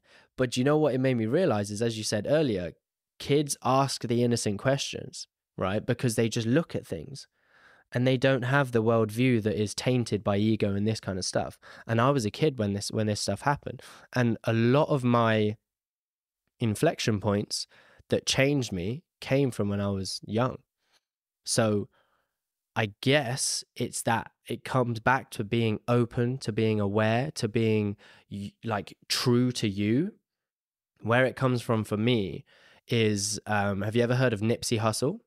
He's an artist that sadly passed away, hip hop and American rap. And he used to say, stick to the script. And it never meant anything to me at the start, but his music is fantastic. And all the cards were dealt against him, and he figured out that music is a business. And all of these guys are money, hoes, and clothes, right? But this guy figured that it's a business, and he figured that it's a marathon, not a sprint. So anyway, he said, stick to the script, right? And what is the script? The script is you. Stick to you. If something is trying to draw you out, nope, sorry, we're sticking to the script, because I've got a marathon to run. If I take the wrong turning on a marathon, I have to then go all the way back round to get back. How long is it going to take me to get back? I don't know. Yeah. I've already got a long way to go. I can't take any wrong turns. I love this. It also reminds me of stick to the script, stick to the plan that you have committed to. Yeah. So, for example, I have a certain vision for my podcast. I'm not going to go chase the next shiny thing. Oh, man. I'm just going to stick to the script. I've already decided this is what I love to do. This is what I want to do. This is the vision. Yeah. And it's not flashy, right? Because a few months from now, someone could say, oh, what's new with you? My response is, I'm still on the same mission that I was 3 months ago. I've evolved, I've grown, I've learned new things. But there's no shiny, this is the new thing. It's, I'm sticking to the script. I know where I'm going, and I'm heading that way. Yep. And don't look for the shiny thing in my life, because it's not something I'm going to be flashy about. For sure. So I completely agree with you on that. And a lot of people say to me, but you say avoid still people. And if still people are still doing the same thing, then why should I be with them? Good point. Okay. And the answer to that is, are they still in the same place though? Right. Because, are they running on the same spot? Exactly. Because 3 months from now, you would have done, let's say, I don't know, 5 more podcasts. You would have grown. You would have evolved. Your style of podcast would have changed. Some things are progressing. Things are moving. They're rejigging. Exactly. Their rejigging is happening. Right. And that's something that's massively important, because I'm the same. I'm the calisthenics guy. I've always been the calisthenics guy. And a year from now, you're still going to be the calisthenics guy. But next level. Exactly. And that's the difference. What people don't see is like, same old. Right. And that's what you hear from so many people all the time. But if I was to ask you what's improved since we last spoke to each other, Because that's what I do with my friends all the time. What's changed since we last spoke to each other? Oh, I love that. Yeah. And then they say, oh, do you know what? I actually just signed a deal, or one of my friends is a musician and he got reached out to by this massive, I think it was Florence and the Machine. Oh, wow. So, yeah, and he literally sits in his room for 8 hours a day making music on a wooden chair with his guitar and his keyboard, and he makes music. And Florence and the Machine reached out to him and said, I want to make music with you. Because he was doing the unsexy work, grinding on what he loved and felt in alignment with. Yep. But it wasn't sexy. No. And that's what me and him actually bonded over. And he's probably one of my best friends, my closest friends. Big shout out to Lester, by the way. That's his name. He's a sick guy. But we have these conversations all the time. And I only met this guy in lockdown, right? So I haven't known him for as long as I've known some other people. But me and him are very, very close. Like, he knows me. Remember when I said about that, like knowing someone? We spoke about the fact that when you do the unsexy and when you keep going, no matter what it is that you're like, when your purpose is set and you keep going, the doors open. They open, guaranteed. That could not have been open day 1. Exactly. But they open on day 60. Exactly. Day 90. Exactly. Day 120. Yeah. And they have to open because you keep going. And what happens if you take a step forward, a step forward, a step forward, a step forward, right? Let's say it's a ladder. What happens? You eventually get to the top of the ladder. What's at the top of the ladder? Whatever it was that you wanted. But you wouldn't have got to the top of the ladder if you didn't keep going. So this is what I put out in my last piece of content, is that whatever it is that you're doing, keep going. Don't stop. Don't stop. Little and often, keep going. You know, my purpose as a coach, as an athlete, is to provide a chance for people to benefit their mental and physical health, to provide them an opportunity to benefit themselves. You know, so I'm going to keep going until that is realized. I don't know how many people it's going to take until I realize it and say, do you know what? I'm happy with this. I can step away. That doesn't matter. That's not the end goal. The end goal is when I meet someone, if they're interested in the opportunity, I learn if that interest is a commitment or just an interest. And if they're more committed, then we get them in and we help them, you know? Talk to me about commitment, because that's such an important facet of your philosophy. And I think any successful person's philosophy is commitment. Some people feel like, oh, I can't commit to this. I'm not ready. There's real power in making that decision and saying, I'm sticking with this for the next 10 years, if not longer. And it unlocks depth that is not available to you when you haven't committed. I'd love it if you can riff on your thoughts on commitment. Yeah, for sure. I mean, commitment basically means that you do whatever it takes, right? You're committed to whatever outcome it is, making a relationship work, raising a family, building a business. You're in it for the long haul. You're in it for the long run. So when the weather gets bad, you know, and my commitment came early on, because in the UK, the weather is arse. It rains 80% of the year. It's freezing. It's dark. And I'm training outdoors. And I would force myself to take my top off in the freezing weather, because I was like, nah, I'm here. I'm going to do this.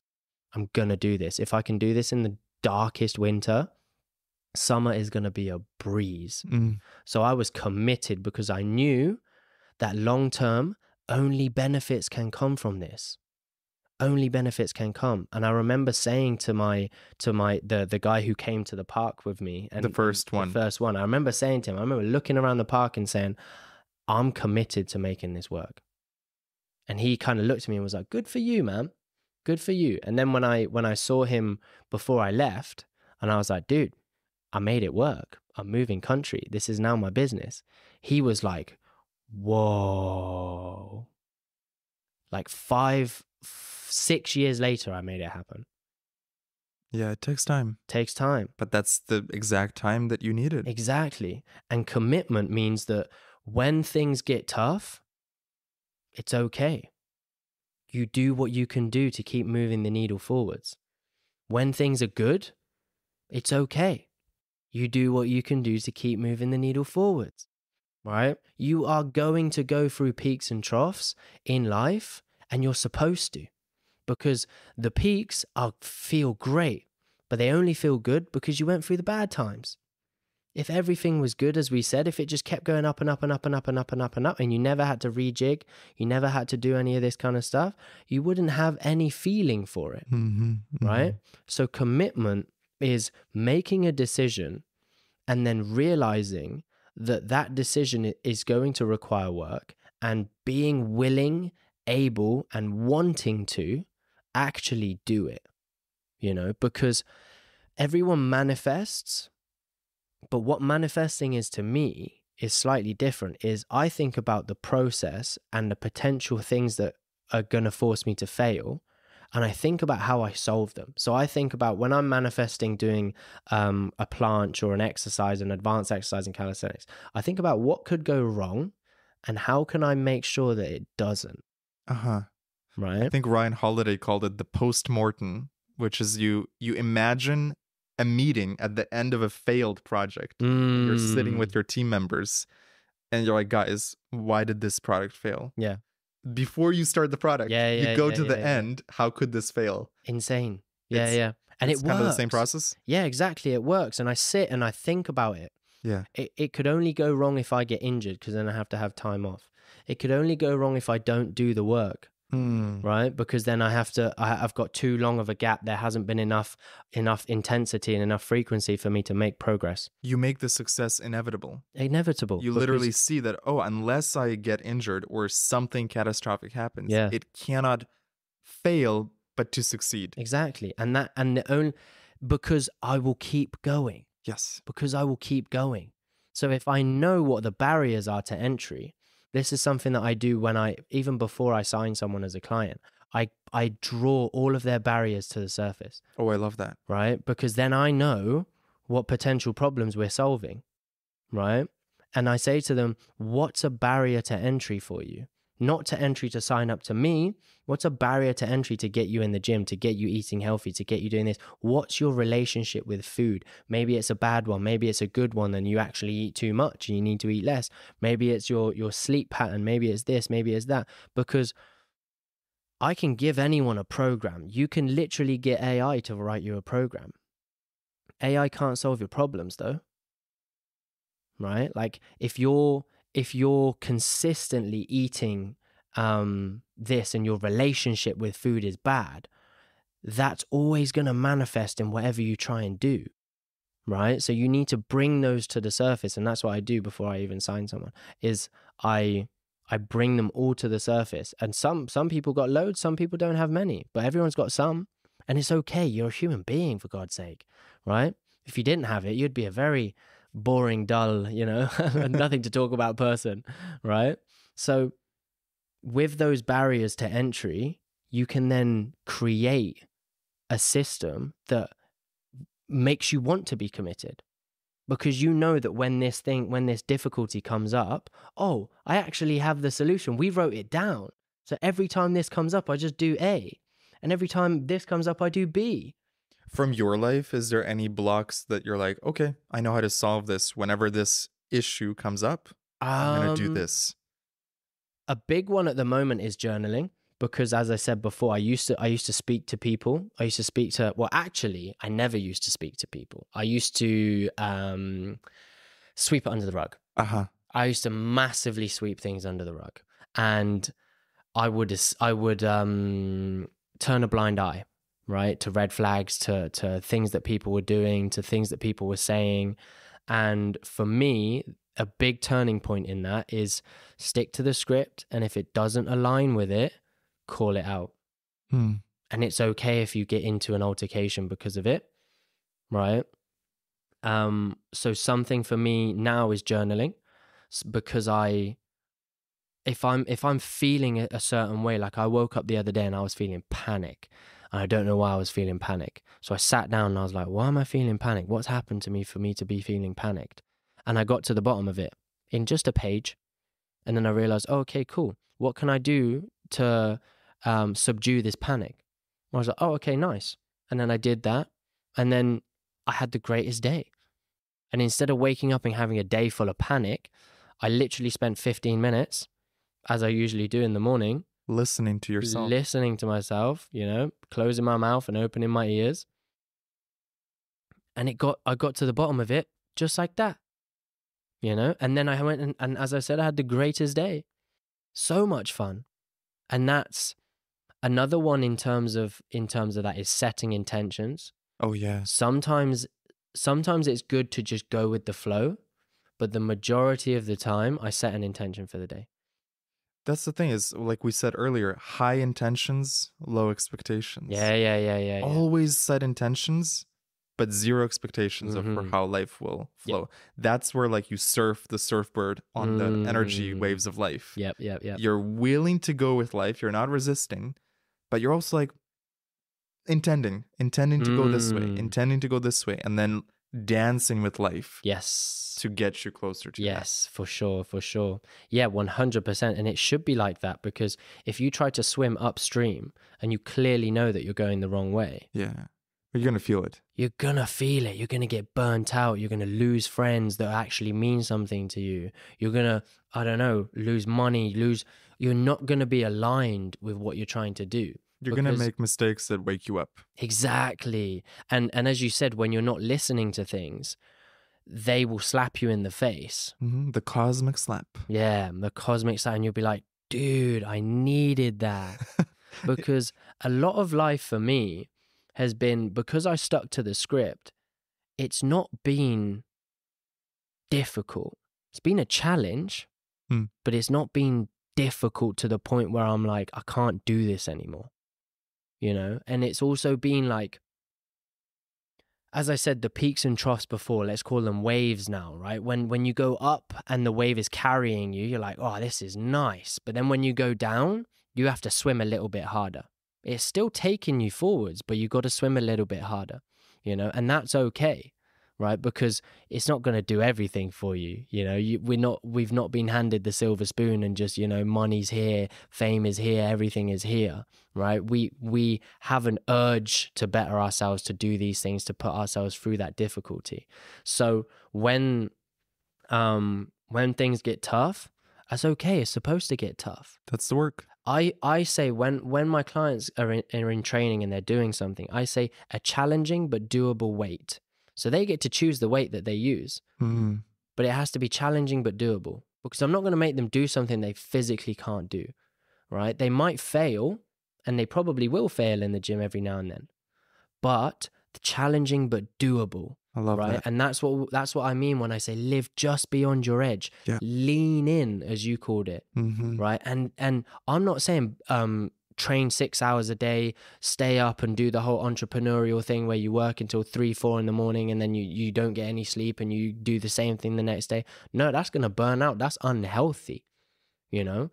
But do the things that allow you to just lean over that side of comfort, seek a little bit of discomfort, and do that every day. That's the difference. I've been seeing a lot of people doing 75 hard recently. Everyone I meet that's done 75 hard or is doing 75 hard does not look happy. They do not look like they are enjoying the process of doing this kind of stuff. But it's supposed to have such a positive effect. And all it makes me think is that, why are you consistently doing something that you hate to do? Because it reinforces habits. It reinforces this level of discipline that you can become unbreakable and that kind of thing. But for me, if you do anything for 75 days straight, you're not going to enjoy it by the end of it. You're going to want to stop doing it. And that's why most people get to about day 60, day 50, whatever, and they quit. Why do you think the people that make it through, they do talk about the positive benefits they've received from it? I think because for me, when you do something like that, the positive benefits were already there in that person, right? They've now just come to the surface. They've awakened them. Right? By doing something difficult, by doing something challenging but doable. Probably the people that make it to day 75, they do end up enjoying some parts of it. They have to make it that far. Exactly, for sure. Because for me, doing 75 hard does not sound enjoyable. but I'm in shape. I have a business. I have money. I have this. I have that. I have all of those things that people would want, right? But how did I do it? I didn't do it for 75 days straight and I got it, right? My difference between what 75 hard is preaching is that it says go hard and go all out. The difference for me is that we're running a marathon. Take 2-3 steps at a time. Do 25 days and then have a day off. Right? Because you will, I guarantee when you have that day off, you're going to be bored as hell and you're going to want to go back to doing it. Right? Have you ever had it where your computer has not worked or something and you've had to sit and do something else for the day and you're like, dude, what, what do I do? I don't get it. I can't. All I wanted to do today was do some work, send it on YouTube and do this and do that. And I can't. Yeah. Right. Yeah. But the majority of people looking at your life be like, why is this guy just sat on his computer all the time? Right? But you love it. So when it gets taken away from you, that's when you really realize it. So when people are doing 75 hard and they quit, they don't have a good connotation and a good experience with it. Because when you quit something, that's true failure. That's the only way to fail, is if you quit. Right? I agree, 100%. So when only mistake you can make is to quit. Exactly. Unless you're pivoting in a new direction and it's truly a new decision and you have to let go of something. Yeah. Then of course quitting is the right decision. Yeah. But I wouldn't say that that's quitting though. I would say that, as you said, that's pivoting. Pivoting. Right? Yeah. When you fully quit something, it's like, nope, I hang up my gloves, I'm done. You know, I'm not going to do this anymore. I'm just going to stay here. I'm not going to try and push on anything else. I'm just going to stay here because this is where I'm at. Gotcha. You know, that is what I believe is quitting. But when you're realizing, I got a rejig. Yeah, I got a rejig, right? That's okay. Yeah. Because you're still trying to move in the direction of your end goal. Yes. You know, so that's the difference. So when people are doing this 75 hard and when people were pushing themselves as entrepreneurs and things like that, there's no balance. They haven't created a balance at all. They've removed it. So I think if people are trying to do these different kind of things and benefit themselves in these different kind of ways, create a balance. Create a 75 hard for you. Yours could be a 75 hard of YouTube and mushrooms, right? Your day off could be, I'm going to take a mushroom trip. Right? That is my day off. There you go, right? You've sussed it. I've sussed it out. You've sussed it out. Once a month I need my mushroom trip. Right? And that's because you realize that if you go down this rabbit hole of pure monk mode focus and all this kind of stuff, you don't come out the other end. I need a day to zoom out of the maze. Yeah. And the mushrooms are really great at doing that, where they take me to the bird's eye view. And I'm like, okay, I'm banging against this door here. If I just take this right shortcut here, okay, this thing is not really looking smooth. I need to fix this energy flow here. It's like looking at the blood vessels in your life. Yeah. That's blocked. That artery needs a little work. Okay, when you got to clean that up. And then you dive back into the maze. Yep, exactly. And that's the difference, because when you're in it, right, you also lose being present to yourself, you know, because you're no longer feeling what's going on. You're just in the monotonous routine of, I've got to work out, I've got to drink these 3.5 liters of water a day, I've got to do this, I've got to do that. I say to people, if you're going to do 75 hard, take notes. Take notes on how you feel in each day. Take notes on what you learned about yourself. Take notes on this kind of stuff, because otherwise you go through the whole thing and you just think, yeah, I completed 75 hard. What did you get out of it? 75 days of exercise, 75 days of reading a book. What did you learn from the book? I don't know. Right? So that for me is the difference when people are trying to go all in on something. And it's like, realize that it's okay to first of all want to go all in, but it's okay to have a little rest every now and then. Rest for me is part of being an athlete. Of course. It has to be. Recovery is one of the pillars. Right? If I didn't rest, I wouldn't be where I am today. I would have been broken in a wheelchair or something, you know? So when people are like, no, go in. Everyone comes out of 75 hard with injuries and not enjoying their current reality and these different kind of things. So in any aspect, when you're trying to do something like that, I think 1, take notes, and 2, give yourself a breather. Yeah. And if you don't take a day of rest, life will make you take a day of rest, and it won't be a day. It'll be longer. Yeah, for sure. Yeah. That actually happened to me when I moved to Bali. Like, I got here and I was so overwhelmed by the freedom of what I could do. I started training everywhere, and I was just so happy doing so. And I didn't realize, because I was just so full of this happiness energy, that my body was starting to diminish, and it slapped me in the face, right? And I tore something in my shoulder and my lower back, and my hip have just been dodgy since, and it's been 4 months since I've been here, and that was just me not listening. How do you navigate a setback like that? How do you keep the belief that, okay, everything will heal, everything is going to go right back on track, I'm not going to lose faith? Positivity, first of all. Yeah. I learned early on that, I don't know where this came from, maybe a study or something like that, but the placebo effect, right? Like, if a doctor tells you that you're never going to be healthy again, and you probably will believe that. So you will start to manifest this disease, this illness, this whatever it is, because you believe that you're not going to be healthy again. Yeah. Right? But the opposite is true, right? So believe that things are going to get healthy. Be open to things getting healthy again. Be open to these things happening. And just remember that you can always move the needle forwards. If you, let's say in my case where I couldn't move my shoulder and I couldn't move my legs, right?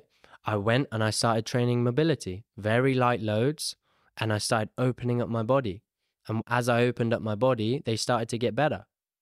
Beautiful. So there's always something you can do to move the needle forwards, whether there's so many different styles of training, modalities of training, modalities of movement, right? And if you're not moving your body, get outside somehow and move your brain games, play chess, have deep conversations, read books, strategize, do different things, build something with your brain, build something with your hands. You can always move your hands, just keep the alertness there.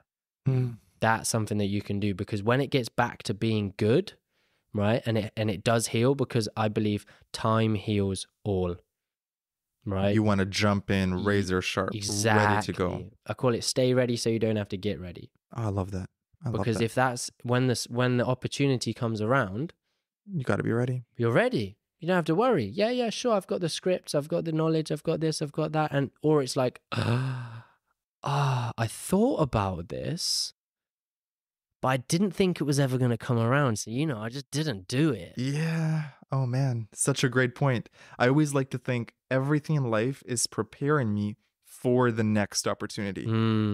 So everything, all the failures and the successes, the challenges, they're making me stronger and resilient, so that when the opportunity knocks on the door, I can say, I can handle that. Yeah. I can do that. Yep. I'm ready. What it takes. Yeah. But if you see setbacks as the ultimate end-all failure, you just do yourself a disservice. You don't see it as prep for the gifts that are about to come. It comes down to narrative, I think, because as you said the word setback, something sprung to mind. And anytime there's a setback in my life and in my people's life, I instantly say minor setback, major comeback. Ooh. I always say that. I love that. Because as it instantly sets the tone. Because when you say minor setback, major comeback, they're like, come back for what? I don't know, but I'm coming back.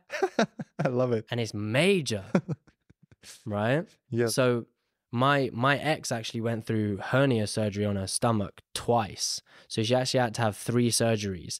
And when it happened the first time, we said minor setback, major comeback.